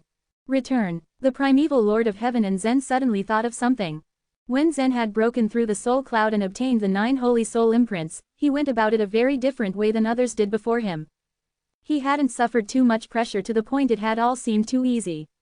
The feeling was just like going home, so the primeval Lord of Heaven guessed that it might have something to do with the mysteries in Zen's background and origin. Chapter 3313, Visitors. These words made Zen rather perplexed. He never had any doubt about his background and origin. The blood running in his veins was undoubtedly inherited from his parents. Everything in Soul City was related to souls. One's bloodline completely didn't matter here. Therefore, when Zen heard what the starry rockfish said, the first thought that appeared in his mind was that it had mistaken him for someone else. Return. You mean this isn't my first time to the Soul City? Zen asked. The starry rockfish blinked and made a slight nod. Have I come here before? Zen asked again. The starry rockfish nodded again. What makes you think so? Zen became more and more bewildered. You're the only one who can get 9 holy soul imprints, nobody else can, the starry rockfish said concisely. Upon hearing what the starry rockfish said, the primeval Lord of Heaven heaved a deep sigh and said, I see. What? Zen asked in his mind. I've told you before that I obtained 7 holy soul imprints back then and that it is already an extremely rare occurrence on the other shore, right? The primeval Lord of Heaven asked back. Yes, but you also said that someone else managed to obtain 8 holy soul imprints, Zen answered. That person was my junior fellow disciple. His talent has always been greater than mine, the primeval Lord of Heaven said regretfully, but after he obtained 8 holy soul imprints, he was always unhappy. He felt that with his talent, he ought to be able to obtain the 9th holy soul imprint successfully. Moreover, his soul pillar had grown to 710 feet tall. Unfortunately, when he was about to succeed, he was suddenly attacked by an unknown force and fell down. The junior fellow disciple of the primeval Lord of Heaven was the Grand Master of Heaven. At that time, he had yet to have a falling out with the primeval Lord of Heaven, and they still treated each other like brothers. In other words, the 9th imprint. Zen said hesitantly. It is impossible to be obtained by anyone else but you, said the primeval Lord of Heaven. Zen shrugged and smiled helplessly. Apparently, I have to get acquainted with myself again. The starry rockfish swung its tail from side to side repeatedly, stuck its horn out, and started to sway around at the mouth of the golden pot. Before long, a wisp of flame suddenly burst at the golden pot's mouth, and the gate of Soul City was once again opened. The starry rockfish had to do the same task day after day. Even though Zen's arrival was a very special event, it didn't really pique its interest. It continued to swing its tail, intending to return to the wall. Wait a minute, Zen stepped forward and stopped the starry rockfish. He still had a lot of unanswered questions weighing on his mind. How could he let it go that easily? Since you said I had been in the city before, you must know me. Tell me, who am I? And who's waiting for me? The one waiting for you is my master, and you're the one my master's waiting for. The starry rockfish then continued to swing its tail, propelling its body forward and passing through Zen's hand. Its body was neither soul nor corporeal form, so Zen simply could do nothing to stop it. Buzz. The moment the starry rockfish drilled into the wall, it turned into a mural that glittered with dots of lights. Hey, so you won't move anymore? That isn't an answer at all. You should at least explain it clearly. Zen shouted at the wall. Just as he prepared himself to wait for another 132 hours, the starry rockfish suddenly stuck its head out and came out of the wall again. It then swept its head along the wall gently. The light dots on the wall continued to converge. In a short while, they already shaped some sort of a small key. In the next second, the key popped out of the wall and fell to the ground with crisp jingles. Ding, ding, ding. I'm just a spirit servant that's guarding the Soul City on my master's behalf. You should go to stage 33 of the other shore. This key should help you in finding my master. Upon saying that, the starry rockfish sank back into the wall and didn't come out again. Zen picked up the key and examined it for a while. There was nothing special about this key. At least from its appearance, it just looked like an ordinary key. Zen smiled bitterly and said, there are so many locks in this world, but you just gave me a key. Heaven knows for which lock this key is. It shouldn't be difficult to find the lock, the primeval Lord of Heaven said with a smile. You mean, the primeval Lord of Heaven continued, there are indeed many locks in this world, but there aren't many in stage 33. The primeval Lord of Heaven was one of the very few people who had set foot in stage 33 of the other shore, so he naturally knew the three purities stage well. Just now, he had even come up with a few guesses regarding this matter, so Zen should go to the three purities stage to verify his guesses. With a shrug, Zen stretched out his hand. A blue square of light appeared out of thin air and started to flicker. Without further ado, Zen threw the key into it. Immediately afterward, Zen left the cabin. When he arrived at the soul pillars, many of the souls of light present quietly directed their gazes at him. After all, he now looked completely different from them. The aura he emitted even scared them. Zen, when Zen passed by the area where the soul pillars were, he heard Elvinia's call. Elvinia already entered the city the moment the gate opened, but instead of climbing back up the soul pillar, she stood waiting next to it in silence. After seeing that Zen was safe and sound, she finally heaved a relieved sigh. Sorry, I didn't inform you in advance when I closed the gate to the Soul City. Zen said apologetically. In any case, Elvinia must have been worried about him for a long time. Unexpectedly, Elvinia smiled and said, I've gone to the Flow Sword sect to see you and found you were fine, but my mother also asked me to send you a message. The snake goddess has come to our Oneness Sky Palace. She wants to see you. Although the Oneness Sky Palace was temporarily peaceful, a large number of people were still pessimistic about the future. After all, it was very dangerous for a super force to have no eternal warrior watching over it. Although the snake goddess of the Pear Hill came to the Oneness Sky Palace only for a visit, her presence undoubtedly made many people feel much more relieved. The snake goddess and Fuxi were the most outstanding among the eternal warriors after all. Okay, I see. Zen looked at Elvinia and said, come on. You should do your best too. Elvinia wanted to step into stage 32 of the other shore with Zen, but Zen had already passed the trial in Soul City in one try. She, on the other hand, might have to spend a while stuck in here. Even though Elvinia was talented, it wouldn't be easy for her to pass through the Soul City in a short time. She naturally understood this clearly. Okay, Elvinia nodded and then leapt onto the Soul Pillar. Right after Zen stepped out of the gate of Soul City, he chanted the illusion-breaking rune under his breath and left the other shore.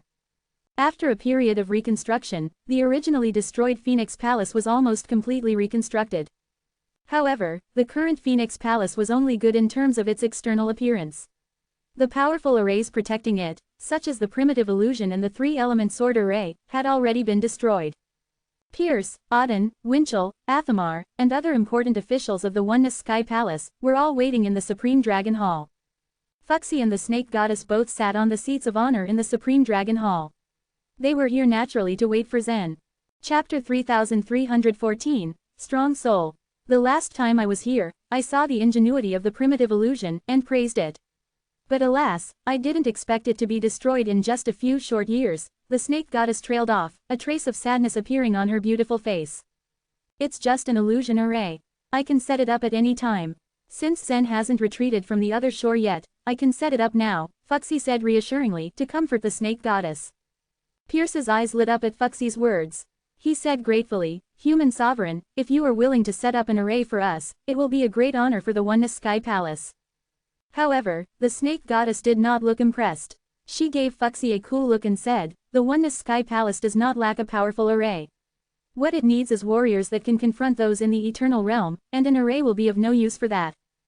Fuxi saw the way the snake goddess was staring at him and felt embarrassed. The snake goddess was right. No matter how powerful the array was, it would be meaningless for the Oneness Sky Palace without protection of eternal warriors. At most, such arrays could only slow down the enemy's attack. As they were speaking, a guard's voice suddenly came from the front door of the Supreme Dragon Hall. Here comes Zen Luo from the Oneness Mountain. Zen swept into the hall, and the conversation stopped as everyone turned towards him. Strong masters like Athamar and Master Hai raised their eyebrows when they caught sight of Zen. It was immediately apparent that he had undergone some great trials, for there were fundamental changes in his aura. His eyes were bright with an incomparably strong aura. Indeed, just gazing into those brilliant eyes made everyone feel surprised. Only after his soul had made great progress could Zen produce that awe-inspiring effect on others. Zen, have you passed the trial in the Soul City? Athamar asked, already knowing the answer. He was familiar with Zen's abilities, and had always predicted that Zen would be capable of stepping into the land of sword grief in a few years. But now, Zen had exceeded even his high expectations. In an impossibly short period of time, he had faced and overcome the trial of the Soul City. It gave Athamar a jolt to realize that Zen's cultivation level was now almost equal to his own. Yes, Zen said simply. People burst into chatter, reacting to his astonishing announcement. You managed that so fast. I'm sure that only a few days ago, you had only reached the 18th stage of the Other Shore realm. And now you have reached the Holy Soul realm. It all sounds unbelievable. Pierce stared at Zen, unable to hide his shock. Mere days ago, he and Zen had discussed stage 33. To have passed the trail of the Soul City since then was nothing short of astounding. Flamen, who was sitting on the leftmost, smiled faintly. Elvinia didn't tell me. The news that Zen had reached the Holy Soul realm made the people of the Oneness Sky Palace feel proud and overjoyed, but there was also a sense of frustration. After all, they were not the Eternal Warriors. They were only at the Holy Soul realm. They couldn't help but feel slightly envious that a young man like Zen managed to catch up with them in only a few years, making them pale in comparison to him. Zen turned to the guests in the room. He cupped his hands towards them and said formally, "My greetings, Snake Goddess and Human Sovereign." Fuxi snorted arrogantly, while the Snake Goddess curled her lips in a smile. She said, "How many times did you try to reach the Holy Soul realm?" The others looked at Zen expectantly, for they had forgotten to ask him about this. No one in the Source world had ever reached the Holy Soul realm in fewer than 10 tries. If Zen had done it on fewer attempts, he would set a new record. Zen's expression didn't change. "1," he replied calmly. His answer stunned everyone who heard it. Flamen's eyes widened. She knew that even Eastern Emperor Tai had attempted to reach the Holy Soul realm 10 times before succeeding. The powerful warriors in the Supreme Dragon Hall gazed at Zen with increased respect, feeling honored to be in the presence of such a great talent. A single attempt. No one could think of anybody who had ever passed the trial of the Soul City on their first attempt. They thought back on what they knew of history and tried to remember other great warriors, but it seemed that such a record had never been seen before in this round of chaos. Even Fuxi had dropped his arrogant expression. He stared at Zen with amazement, as though he was looking at a monster. "Is this true? You reached the Holy Soul realm on your first try?" The Snake Goddess maintained her composure.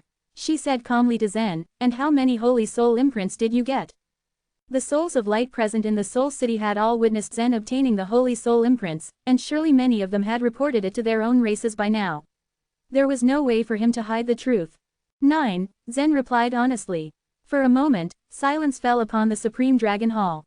Then it was broken by a burst of noise as everyone began talking all at once. "Zen, did you really get 9 Holy Soul imprints?" Someone asked incredulously.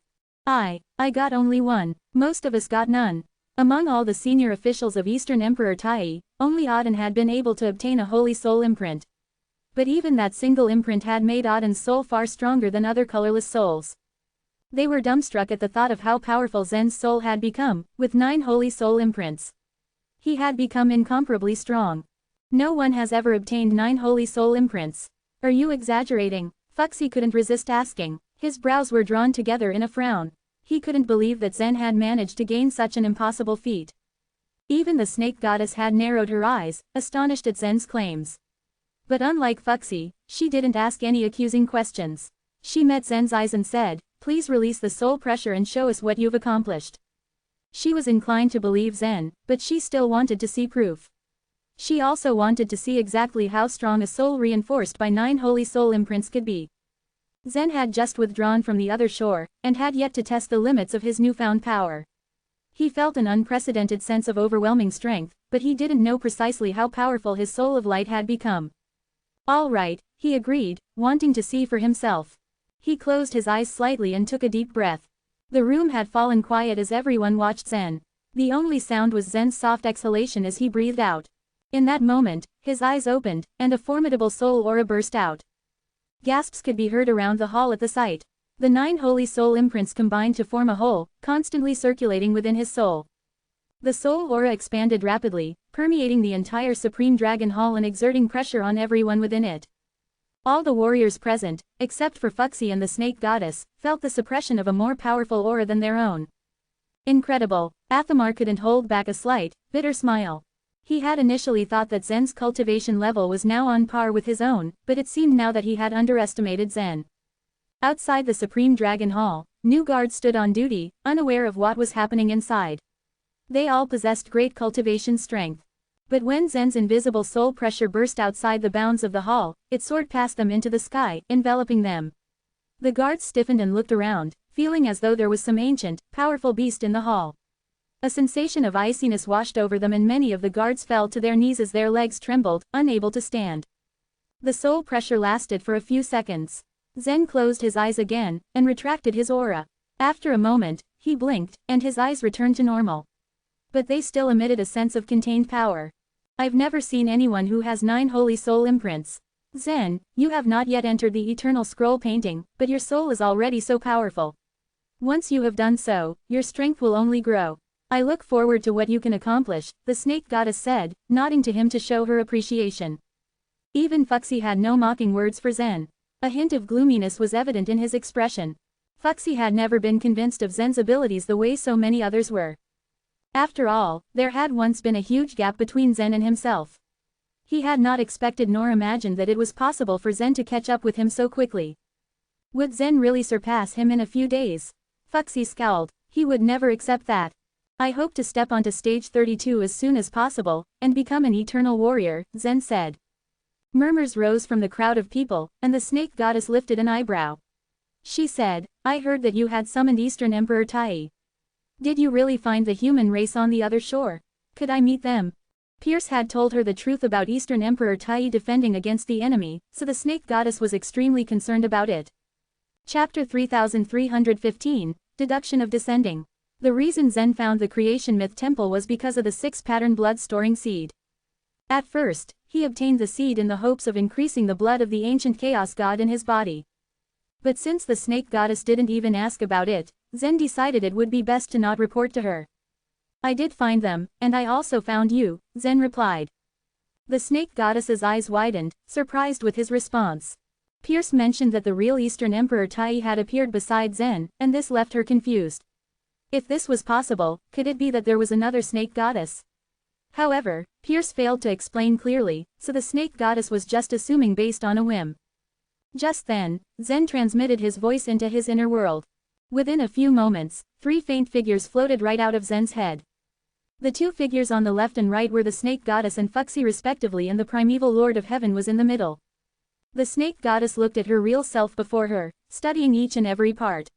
She brought her fingers to her mouth, shocked that her real self had the exact same aura, appearance, and expression as hers. Meanwhile, Fuxi frowned at the sight of his real self. At the same time, he couldn't help but notice how free and easy his real self was. You or me? The snake goddess asked. The real snake goddess nodded politely with a soft smile, yes. I've heard that Pear Hill led the many seeds we sowed before. You're quite extraordinary, if I do say so myself. Are you praising yourself or praising me? The snake goddess let out a small chuckle. Both. The 2 snake goddesses got along so easily, as if they were the best of friends. The Fuxis, on the other hand, had not moved since their eyes met. Their eyes were wide and both of them appeared speechless, making it really awkward. After a few minutes, the primeval lord of heaven introduced himself and explained the situation of the other shore to the snake goddess. When Fuxi heard that the civilization artifact was carried by Zen, a look of sadness washed over his face. It seemed that Zen was becoming more and more significant to the human race. I actually had a gut feeling when I initially planted these seeds, the primeval lord of heaven explained. If it weren't for the intervention of the element spirit civilization, the human race would have already had the largest, most absolute advantage. It was known that the primeval lord of heaven found and used a loophole that helped him sow the seeds of the human race. Though other races used this tactic as well, it was no match for the primeval lord of heaven's plan. At this time, the element spirit race's progress was relatively slow, but they were still able to use Divine Farmer, Yellow Thirkin Emperor Charm. They ended up taking half of the human forces. With the assistance of the element spirit race, the half-human forces had potential to dominate the entire source world. Although the Pear Hill was not weak, with the strongest warriors of the Oneness Sky Palace being trapped on the other shore, the overall strength of the other half proved to be weaker. It doesn't mean that we can't put up a fight, Fuxi expressed with ferocity. His sudden snap made everyone turn to look at him. It seemed that Fuxi pointed out something no one had thought before. Okay, I came here to ask Zen for something. Fuxi strayed away from his earlier topic. Zen blinked his eyes a few times. And what is it that you want? The golden red chaotic source spirits. At the mention of the golden red chaotic source spirits, Zen's eyes shot up and pierced through Fuxi. The first time he came across the golden red chaotic source spirits, Zen had high expectations. However, after a long while, he could not figure out how to use them. They didn't seem to be used to strengthen physical bodies. In order to speed up the process, Zen left some for Yan to study. Zen's eyes softened as he responded, Master Fuxi, have you figured out how to absorb the golden red chaotic source spirits? Fuxi rolled his eyes. It is obvious that you want to absorb everything. But you don't know that the golden red chaotic source spirits are not used to strengthen your body, they are used to support the descending rings. The descending rings. The primeval Lord of Heaven and his two companions couldn't help but shake their heads and exchange looks of confusion. The crystals produced by the chaotic source spirits had effects on strengthening the other shore realm warriors. This was the information the snake goddess had obtained from the 6-pattern blood-storing tree, and it was passed down by the primeval Lord of Heaven himself. However, he and other humans from the other shore knew nothing about the descending rings and the golden red chaotic source spirits. When the snake goddess saw that the primeval Lord of Heaven was a little confused, she immediately said, Primeval Lord of Heaven, it seems that you are unaware of the change in the chaotic source sea. The element spirit race used a method to interfere with the chaotic source spirits, and that is what caused the descending rings to appear. Divine Farmer obtained 6 rings, the black ship got 3, and Fuxi got the rest 3, but... Quote. She went on to explain everything she knew. Once she finished speaking, the eyes of the real snake goddess, the real Fuxi and the primeval Lord of Heaven glowed, it was so bright that it resembled starlight. Seeing this phenomenon, the snake goddess's jaw dropped. She had forgotten the desire of the other shore creatures to descend. There was no way that the creatures on the other shore could descend from the other shore. This law was tough as stone, and had existed since the early years of the element spirit civilization. No one had ever come close to breaking it. This also meant that the truth would never be violated. The primeval Lord of Heaven shook his head to the news. The descending rings. Did any other shore creature actually descend with it? Quote. Yes, Fuxi said as he nodded. Divine Farmer attempted to make a Moonfire slave descend, but he was quickly killed by the truth. He knew this after he'd seen the Moonfire slave descending through the memory of Thunderdemorphodon. Killed by the truth, the primeval Lord of Heaven murmured to himself, trying to understand what had happened. This only means that the restrictions were never lifted. In fact, the biggest problem of the creatures on the other shore was not descending. The primeval Lord of Heaven had taken several opportunities to make uses of the loophole to help the creatures descend. However, the consequence of being erased by the truth was the problem. No matter what descended, it would be erased by the truth. This kind of descending was meaningless. Eventually, when the primeval Lord of Heaven discovered another loophole, his agenda was no longer to descend. Instead, he sowed the seeds of the human race, which was how the greatest human forces emerged: the Pear Hill, the Oneness Sky Palace, the Bearing race, and the Divine Farmer race. He was killed by the truth due to the lack of golden red chaotic source spirits. Exactly the ones in Zen's hand, Fuxi added. If the descending rings could cooperate with the golden red chaotic source spirits, the other shore creatures would dodge the truth and completely descend, unharmed. With a gentle wave of his hand, Zen held out his palm to expose the golden red chaotic source spirits he kept. I didn't realize these chaotic source spirits have such an effect. Fuxi stepped forward and grabbed one from Zen's hand, and smiled. Well, it's just a really good deduction. Next thing we have to do is make sure I'm right. Chapter 3316, The Augury Dog. Fuxi made sure he was well prepared prior to coming to the Oneness Sky Palace. However, the one thing he still needed was the golden red chaotic source spirits in Zen's hand. Zen eyed him curiously. What are you going to summon from the other shore? He asked. Fuxi simply smiled. You'll know soon enough, he replied cryptically before tossing the golden red chaotic source spirit in his hand as he sat cross-legged on the step. The steps on both sides of Eastern Emperor Tai were reserved for Pearson Auden. Of course, since the snake goddess and Fuxi were here, the two naturally had to show their respect and let them sit on the steps. As Fuxi sat down, the real Fuxi above Zen's head spoke. Why do I feel like this duplicate is even more arrogant than me? In the 77th civilization, Fuxi was known for being an unparalleled warrior but also an extremely arrogant man. His talent was incredibly remarkable and his strength was beyond compare. The real snake goddess and her duplicate smiled, knowing full well Fuxi's reputation and personality. Whilst everyone waited, Zen turned to the snake goddess. How are Eastern Emperor Tai and Madame Yasmin on the other shore? Everyone's faces darkened at the mention of Eastern Emperor Tai. Shortly after arriving at the Supreme Dragon Hall, the snake goddess told everyone present Eastern Emperor Tai's situation. She calmly repeated this to Zen. I immediately got the news when Yasmin got trapped on the other shore. With Eastern Emperor Tai's invitation, I followed him to save her with no hesitation. Unfortunately, in his haste to save Yasmin, Eastern Emperor Tai put himself in danger. In fact, she was so close to rescuing Eastern Emperor Tai some time ago, but her efforts were in vain. It wasn't easy to get Yasmin and Eastern Emperor Tai out of harm's way. The snake goddess and Fuxi came over not only because of the descending rings and the golden red chaotic source spirits, but also to impart the news regarding Eastern Emperor Tai. The Pear Hill and some masters of the Oneness Sky Palace planned to move all members of the Oneness Sky Palace to the Pear Hill. Pierce, however, did not agree. If all their members moved into the Pear Hill, it could cause a series of unintended consequences. This matter needed to be planned and considered meticulously. Zen has already passed through the Soul City. If he is able to pass through the land of bone tribulation, then he'll be able to reach the eternal scroll painting. Once he does that, our Oneness Sky Palace will finally have an eternal warrior who can save Eastern Emperor Tai, Athamar remarked with a smile. After ancient times, there was nobody who was able to become the eternal warrior and reach the eternal realm. If Zen managed the impossible, then it would no doubt cause quite the stir in the entire source world. If I am able to step into stage 33 of the other shore, I will definitely go and save Eastern Emperor Tai, Zen promised. His definitive reply made Athamar smile with relief. At that moment, Fuxi suddenly opened his eyes and retreated from the other shore. The descending ring floated near him along with the chaotic source spirit. He gently stretched out his hand and flicked the chaotic source spirit towards the direction of the ring. Da! In a flash, the golden red chaotic source spirit shot straight towards the descending ring. The moment the golden red chaotic source spirit touched the ring, it quickly melted into golden liquid that flowed around the descending ring. Soon, the entire ring turned golden. Buzz! There was a buzzing noise as the descending ring shook and a small creature appeared below. It was a dog with bright fur and was only the size of a fist. The dog was extremely adorable, but everyone in the Oneness Sky Palace looked at it cautiously. Its aura was extremely powerful, no weaker than the snake goddess and Fuxi's. The dog opened its eyes and looked around curiously. Have I descended? Fuxi nodded. Yes. He was nervous, but there shouldn't be any problems.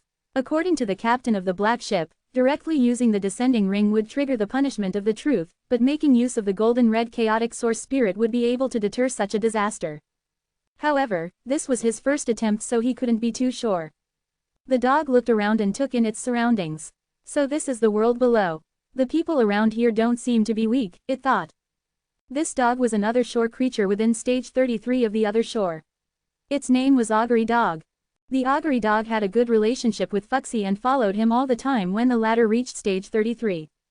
Since it was a creature of the other shore and had never entered the source world, its understanding was limited to Fuxi's stories. According to what it learned from before, the source world should be full of weak creatures, but why did the people in this place seem so powerful? Fuxi smiled at the Augury Dog. The source world is bigger than you think. As soon as he finished speaking, an invisible wave appeared on top of the Oneness Mountain. The powerful warriors of the Oneness Sky Palace could feel just how powerful this wave was. Even the other shore realm warriors and civilians were aware of it, having subconsciously lifted their heads towards the Oneness Sky Palace. The dog's face paled as the power seemed to be aimed at itself. It shouldn't be, Fuxi mumbled with a dark expression. Swoosh! This sudden wave of truth energy was so powerful that it was enough to destroy heaven and earth. It swept over their heads and quickly went away, not landing on the dog at all. Awoo! The Augury Dog couldn't help but let out a roar after noticing that the crisis had passed. Fuxi himself breathed a sigh of relief. It's done. The real snake goddess, the real Fuxi, and the primeval lord of heaven were also obviously pleased and excited at the result. The truth energy had descended and they knew better than anyone what this meant. Primeval Lord of Heaven, if you could descend to the source world, then you'd be able to preside over the situation. You'd be able to lead the human race towards prosperity. The snake goddess rejoiced. I just don't know which realm of the three purities stage you're in. If I join hands with Fuxi, perhaps we can help you out. He now had the means to descend, but there was an even bigger problem. The outstanding human heroes had also been trapped there for a long time. So many chaotic eras had passed, but all efforts the primeval Lord of Heaven made were in vain. He sported a bitter smile on his face. We are trapped in the Jade Pure Realm.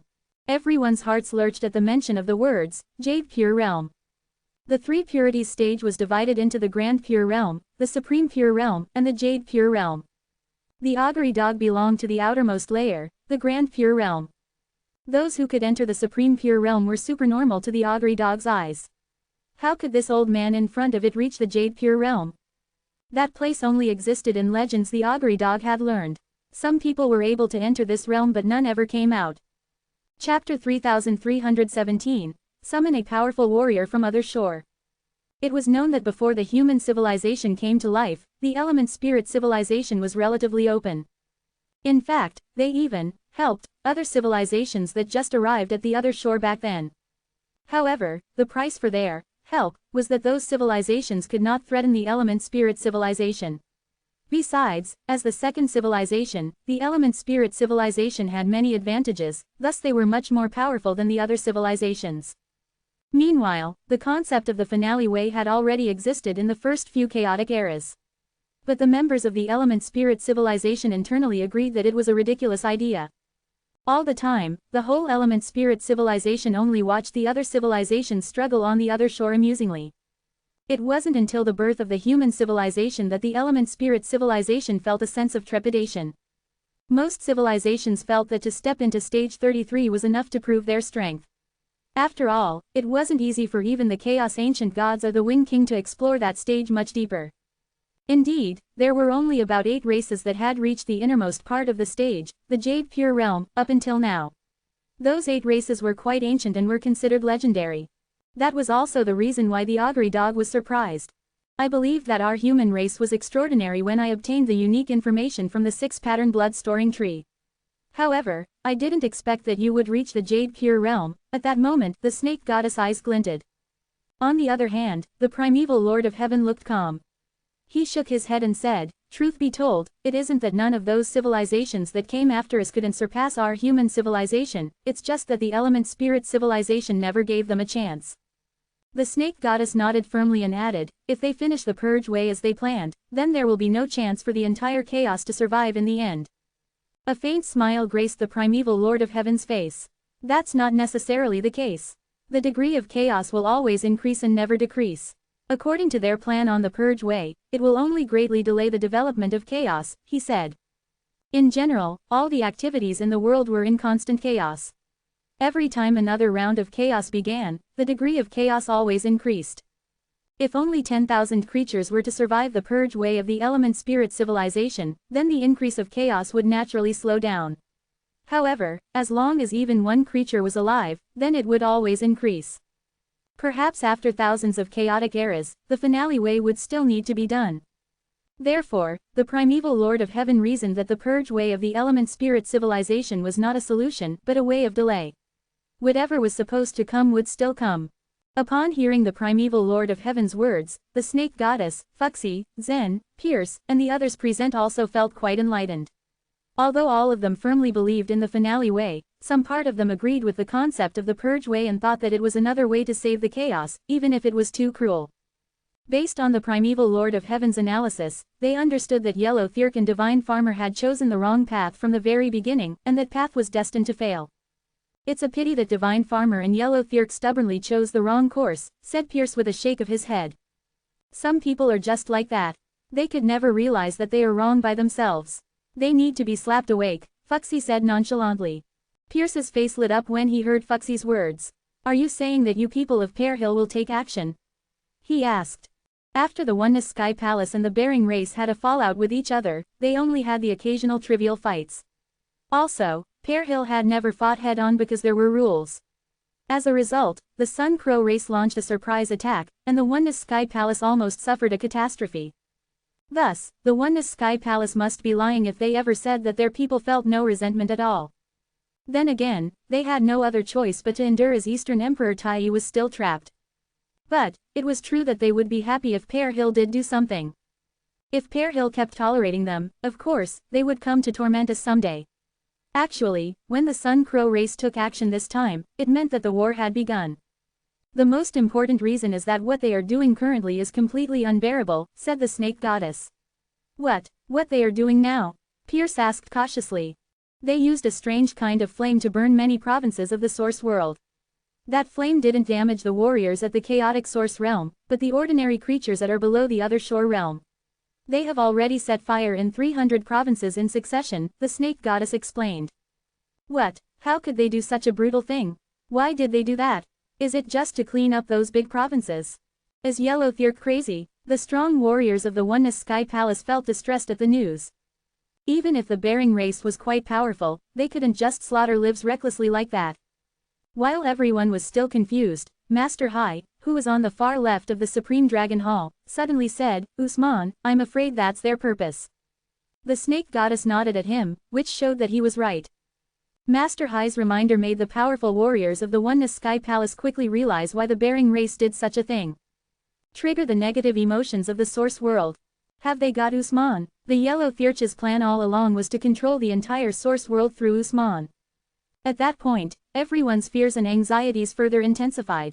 Now that the Oneness Sky Palace and Pear Hill could ally with other super forces to fight against the Bering race and the Divine Farmer race, the outcome of the battle was hard to predict. After all, both sides were on the same level. But if Yellow Thirk took control of the source world, it would be as if he started a war on a higher level, wherein he would launch much deadlier attacks. Although Usman is the incarnation of the negative emotions of the source world, he is still just an incarnation. Whether or not he can shake the will of the source world is only a guess, and nobody knows if he would succeed. Everyone, calm down, the snake goddess said and raised her hand to placate everyone present. The source world was the primitive land of this round of chaos. Its will was superior and unfathomable. Yet, ever since Usman was born, many wise warriors had made assumptions, such as one might be able to control the source world through its negative emotions. Before the current situation, everyone else thought that such an assumption was only a theory, but now Yellow Thirk began to try it out. It seems that things don't look good, someone sighed. Many of the people's faces dimmed at the comment. Zen, who had been quietly standing at the side, suddenly smiled and said, "The situation might be not as bad as you think. Now that we have descending rings, we will be able to summon a powerful warrior from the other shore." "Which stage of the other shore does the warrior you said we could ask for help come from?" the snake goddess asked as she gazed at him with her beautiful eyes. "We can summon Zia, who is King Manard the First told you about last time," answered Zen. Chapter 3318, Have a Try. The last time Zen was in Pear Hill, he had taught the snake goddess the truth of 3-energy construction. Although the snake goddess and Fuxi were quick to comprehend the truth of godly way, they still needed more time. Even if Zen had already found the human race on the other shore and had been to the deleting space again, the snake goddess still hadn't completely mastered the truth of 3-energy construction, so she naturally didn't have the chance to meet King Manard. On the other hand, King Manard, namely Zia Zhang, used to be a master at the Eternal Realm. Moreover, he had stayed in the deleting space for over 1,000 chaotic eras, so he was strong surely. If he could descend, then he would undoubtedly become the strongest warrior in the source world. "Yes, King Manard can descend," the snake goddess murmured. Fuxi's eyes lit up upon hearing her words. "Is it that Master Hu's trapped in the deleting space?" he asked. Fuxi was known to be jealous of anyone who was stronger than him, but he was still an upright and kind-hearted man. He was definitely on the side of the human race. "We can try to let Zia descend. I wonder if the descending ring is suitable for the deleting space," the primeval Lord of Heaven said with a nod. Zen smiled and walked straight towards Fuxi. He stretched out his hand and said, "We'll know if it works or not after we try." With a flick of Fuxi's finger, a descending ring floated in front of Zen. Under the crowd's watchful eyes, Zen sat cross-legged and put the golden red chaotic source spirit into the ring. Then, he began to recite the truth of 3-energy construction and soon returned to the deleting space. These days, Zia had been accompanying Jeffrey to explore the abstruse energy world. He had been shocked at Jeffrey's performance when the latter had entered the abstruse energy world for the first time. After that, Jeffrey continued to surprise him as they continued to explore the world together. When Zia had previously explored the mountain on his own, he felt like a blind man who entered a forest. Every step he took had been so difficult. He could only rely on his superior memory and analysis to make up for what he lacked. His exploration was extremely time-consuming and exhausting. Therefore, he didn't get to cross the mountain though so many years had passed, let alone cross that river. However, Jeffrey changed everything. Generally speaking, Jeffrey's perception was completely different from Zia's. It was like his eyes were born to distinguish the paths of the abstruse energy world. He had thoroughly understood the whole mountain's situation in only a few days. He had solved all of Zia's puzzles within a short amount of time.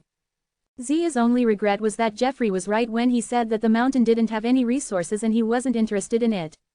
They proceeded to cross the river next. As Jeffrey led him, Zia crossed the river and began to explore further. Truthfully, he was still half unaware of everything about the abstruse energy world, and Jeffrey had to lead him almost all the way. After several explorations, they finally got something new. Zia's understanding and guess of the abstruse energy world increased with each passing day. During the explorations, he had some contradicting thoughts.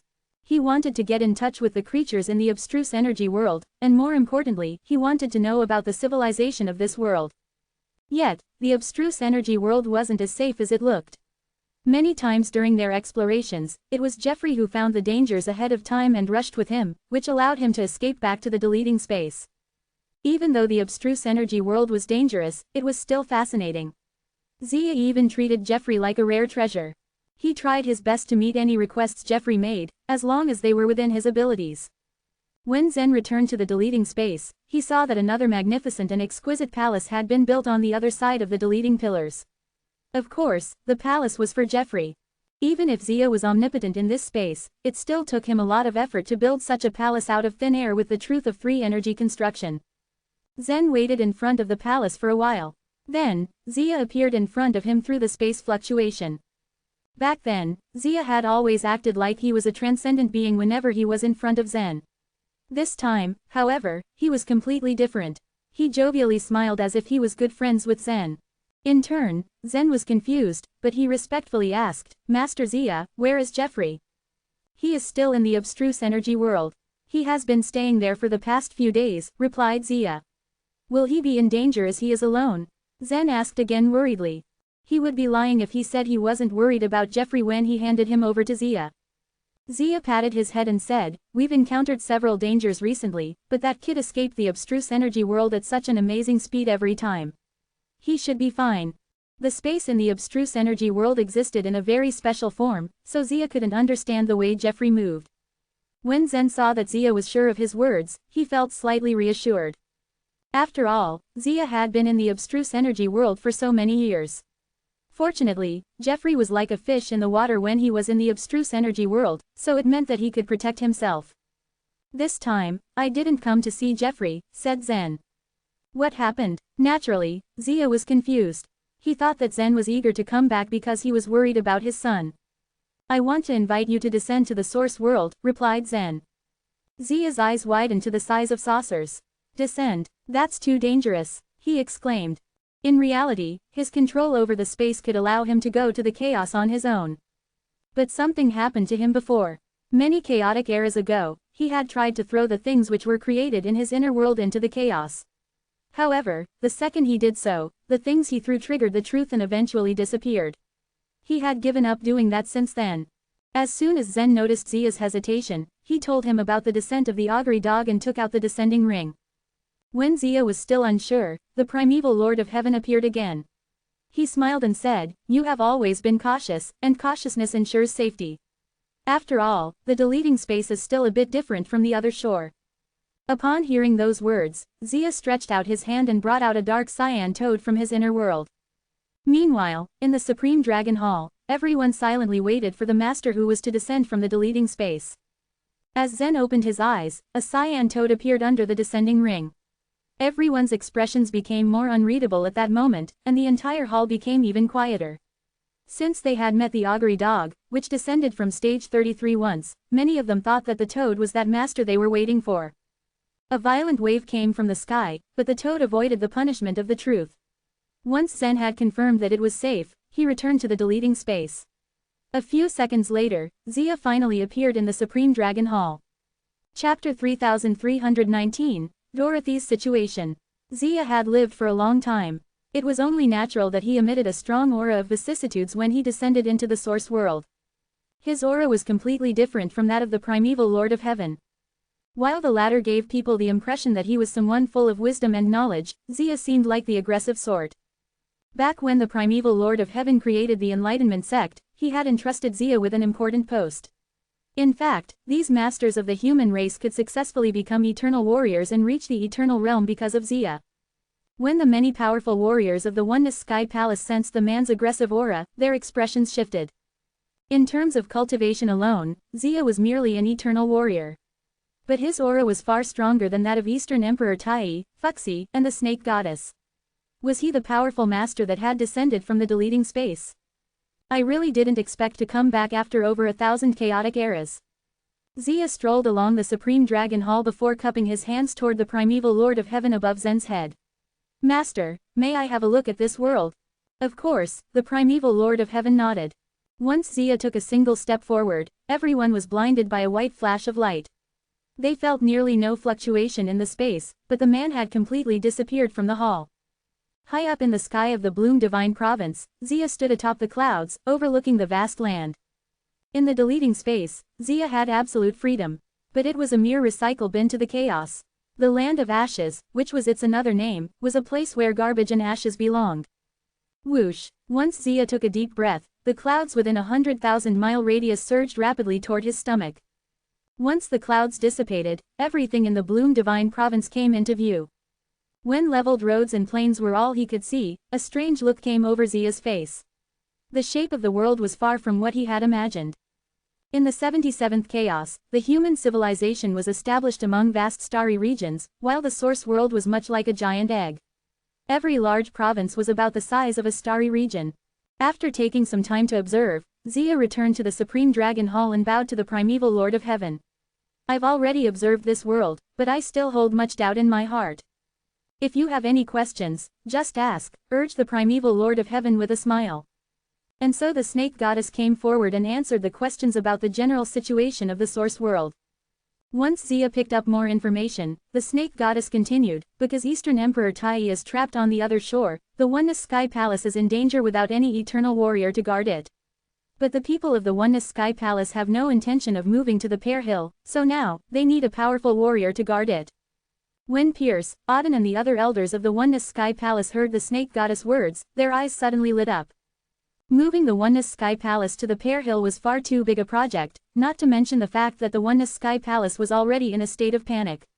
There was no guarantee that they could avoid trouble during the migration process. If there was truly such a powerful warrior around to fill Eastern Emperor Tai's vacancy to guard the palace, everyone would feel at ease. If Master Zia could guard the Oneness Sky Palace, we'd surely be very grateful. So would Eastern Emperor Tai. Please stay. Auden and Pierce cupped their hands and begged in unison.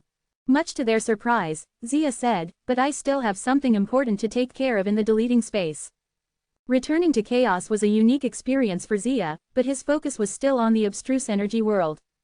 Seeing the disappointment in Pierce's and the others' eyes, Zen took a step forward and said, Master Zia, I know you have many affairs to deal with in the deleting space. But if a strong enemy approaches to attack us, I will help you descend. Is this okay with you? At that, Zia was overjoyed. Yes, that will do. Eastern Emperor Tai's physical body was currently still in the Oneness Sky Palace. If he let the real Eastern Emperor Tai possess his body, his strength wouldn't be inferior to that of any eternal warrior. With Zia's help, the Oneness Sky Palace could naturally grow more stable. This time, when Fuxi came, Zen handed over half of the golden red chaotic source spirits while simultaneously obtaining a descending ring. Before Fuxi left, he also warned Zen that the black ship had 3 descending rings. He was forced to hand over the 30 golden red chaotic source spirits Zen had given to Yan so that the black ship could also summon the other shore creatures to descend into source world. Now, the most grim were likely the yellow Thirk and the divine farmer. They had another 6 descending rings in their hands, but because they lacked the golden red chaotic source spirits, they couldn't summon the other shore creatures to the source world. In the chaotic source world, many people knew of Zen having obtained the golden red chaotic source spirits. The yellow Thirk could easily take notice of the fact and target Zen for an attack. After giving Zen a warning, Fuxi threw a small 8-diagram disc to him. It was a voice transmitting tool of the Pear Hill. Even if Zen was several provinces away from Fuxi, it could still send him a message instantly. Fuxi gave Zen the tool for the purpose that if something went wrong, Zen could ask him for help immediately. After everything was arranged, Fuxi and the Snake Goddess left with the warriors of the Pear Hill. Zen was also prepared to return to the Flow Sword sect and continue to explore the other shore. Just before leaving the Supreme Dragon Hall, His gaze suddenly fell on Winchell, bringing Dorothy to mind. Since Yasmin was trapped, Dorothy hadn't participated in the war with the Sun Crow race, nor had she appeared on the other shore. Master Winchell, how has Dorothy been recently? Zen asked when he walked up to Winchell. She's not good, replied the latter slowly, wearing a heavy expression. What's wrong? Zen frowned. Winchell smiled faintly and said, if you want to know, I'm afraid you'll have to personally pay a visit to the Origin Mountain and have a look. We don't know what happened to her. If the primeval Lord of Heaven could take a look at her, we'd be very grateful. The words, very grateful, lingered in Zen's ears, sounding somewhat ironic. Part of the reason Zen joined the Oneness Sky Palace was because of his acquaintance with Dorothy, after all. Zen's relationship with her only grew closer after that. In the eyes of the people of the Origin Mountain, Zen was now the most popular in the Oneness Sky Palace. It wasn't right that he had completely forgotten about Dorothy, even if he was busy exploring the Soul City. You're being too polite, Master Winchell, Zen said anxiously. Please allow me to go with you. And under Winchell's lead, Zen headed to the Origin Mountain. In front of the emerald green palace atop the mountain, Felicity guarded the gate. Anger flashed across her eyes when she saw Winchell bringing Zen along. Why did you bring this guy here? Take him away. Winchell was a person who would pay attention to the interests of the whole Oneness Sky Palace. Objectively speaking, Zen owed nothing to the Origin Mountain. On the other hand, thanks to Zen, the entire Oneness Sky Palace avoided complete destruction. But Felicity thought differently. Chapter 3320, A Dangerous Door. Felicity felt anger welling inside her. Seeing what was happening, Winchell felt a little embarrassed. In a low voice, he hissed at her. Felicity. Despite Winchell scolding her, Felicity just snorted, outsiders are not welcome here. With an embarrassed look on his face, Zen walked up to Felicity to try to reason with her. Aunt Felicity, I'm sorry. I didn't know that something happened to Dorothy. So please, let me see her first, okay? Zen said sincerely. He and Dorothy had been through a lot together. Dorothy had accompanied him from the Sea of Truth all the way to stage 13 of the other shore. Moreover, she had saved his life before. After glaring at Zen for a while, Felicity finally stood up. With a gloomy expression, she begrudgingly gestured for Zen to follow her. Then, she led Zen into the palace. The palace was not too big. After passing through a hallway, they arrived at the inner hall already. Upon entering the hall, Zen's eyes fell on Dorothy, who was at the center of the hall. He gasped in shock once he saw her. On the surface of her body were tiny lines, which flashed with luster. It was as though beneath her chapped skin were glowing gems. The lines emitted faint red light, but the energy condensed within the red light was extremely terrifying. Zen was now a powerful warrior in the 29th stage of the Other Shore realm. He had 3 civilization artifacts under control and had seen extremely powerful forces. However, almost none of the forces he had ever seen was comparable to what he was seeing now in Dorothy. The energy in her body is so powerful, Zen whispered. He was absolutely floored. Standing behind him, Winchell said, once the energy bursts out, it'll be enough to raise the entire Bloom Divine Province. Zen's heart skipped a beat. It's that powerful. And the energy in her body continues to increase every day, Felicity added. Ever since Yasmin got trapped on the other shore, Dorothy had fallen into a depression. She no longer went to the land of sword grief, but spent all her time by Yasmin's side. Felicity recalled there was a time she came to visit Dorothy, but Dorothy was busy thinking about how to save her grandmother.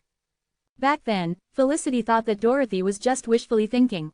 After all, Dorothy was not able to pass through the land of bone tribulation, let alone become an eternal warrior. There was no way she could rescue Yasmin. To Felicity's surprise, however, Dorothy had resigned herself to meditation since that day. Till now, she hadn't woken up yet. But during this period of meditation, Dorothy's aura grew more and more powerful with each day that passed. Simultaneously, her skin cracked little by little each day, revealing more lines. Buzz. The shadow of the primeval Lord of Heaven once again appeared above Zen's head. Winchell felt a glimmer of hope. The reason why he had lured Zen here in the first place was because he had wanted the primeval Lord of Heaven to take a look at Dorothy. If even the primeval Lord of Heaven couldn't figure out the reason behind what was going on, then perhaps no one in the world could. Primeval Lord of Heaven, why are these lines appearing on the surface of Dorothy's body? Zen asked the question on everyone's minds. The primeval Lord of Heaven observed Dorothy carefully for a while. There seems to be many divine megatons of force in her body. Has she made use of any other shore token? Theoretically speaking, if anyone wanted to possess power as great as the energy emanating from Dorothy, they needed to have another shore token. It was already very difficult to possess one divine megaton of force with means from the source world. Since she's been on the other shore, I doubt she has used any other shore token. Winchell frowned. The only possibility was that Dorothy had released some kind of other shore token before she had entered the other shore, but it was highly unlikely. The primeval Lord of Heaven contemplated in silence. It seemed, even he couldn't understand the scene in front of him. Even though he was extremely knowledgeable, he was not omniscient. There were many unsolved mysteries about the source world and even the other shore. Did anything suspicious happen previously? The primeval Lord of Heaven asked. Winchell shook his head. She entered the other shore realm together with Zen. She is an outstanding talent among the members of the Origin Mountain. However, other than that, there's nothing special about her. As Winchell spoke, Felicity gave him a hesitant look. She didn't believe that there was nothing special about Dorothy. Dorothy thought she was the biological granddaughter of Yasmin. However, this was not the case. Dorothy's bloodline had been inherited from Yasmin through a special way. When she was young, she had taken Yasmin's unique blood upgrading pill, so that her bloodline had been enhanced to a very high level. So technically, Dorothy was just an adopted granddaughter of Yasmin. Yet, Yasmin seemed to have grown fond of her. Having been with each other for many years, Yasmin and Dorothy had a strong bond. But there must have been a deeper reason as to why Yasmin decided to adopt Dorothy. But alas, no one else knew what the hidden reason was. Just as the primeval Lord of Heaven studied Dorothy's body, Zen suddenly clapped his hands as though he remembered something important. I've once seen a closed door in the depths of her soul. That was in stage 1 of the other shore. Is it possible that was another shore token? At the time, Zen had been confused as to why such a door was hidden in the depth of Dorothy's soul. Despite his initial confusion, he had never given it any further thought. Now that he thought about Dorothy carefully, he suddenly remembered how another shore token could be fused with one's soul. But at that time, they had just entered the other shore realm. It was unlikely she had a chance to carry any token. A door? What kind of door was it? The primeval Lord of Heaven asked curiously. Zen closed his eyes and searched through the memory flame. Then, he plucked an ink brush and a scroll of paper out from thin air, and began to wave his hand. When one's soul was strong enough, it was easy to navigate through the memories within the memory flame. Swoosh, swoosh, swoosh. As the ink brush danced over the paper, it started to draw very vividly a door with a strange shape. When the primeval Lord of Heaven saw the door, his face suddenly changed color. Zen, are you sure this is what you saw? Yes, said Zen firmly. The primeval Lord of Heaven couldn't conceal his shock. This is the door to another world, and also the most dangerous door in all the 33 stages of the other shore. The most dangerous door? Zen echoed in a daze. The corner of his mouth twitched. He was so anxious that he didn't even take notice of the first part of the sentence. It was the door to another world. Dorothy had no idea what would happen if she opened this door. She had never tried opening it, since Yasmin had warned her not to. She was always obedient to her grandmother, and trusted every word she said. However, now that Yasmin was on the verge of death, Dorothy saw that she had no other option. As soon as she entered the other shore, she headed straight for the door without any hesitation. She was keenly aware that monsters were on the other side of that door. This she knew because more than once she had seen eerie, slender arms and demonic scarlet eyes from the hole on the door. The instant Dorothy opened the door, she saw a dark passage within it. Somehow, she felt drawn towards it, as though there was some source of power hidden in its depths. After a moment's hesitation, Dorothy walked past the door's threshold determinedly. The door was opened in the Myriad Spirits City in stage 14 of the other shore. It appeared for only a moment before it quietly disappeared with Dorothy.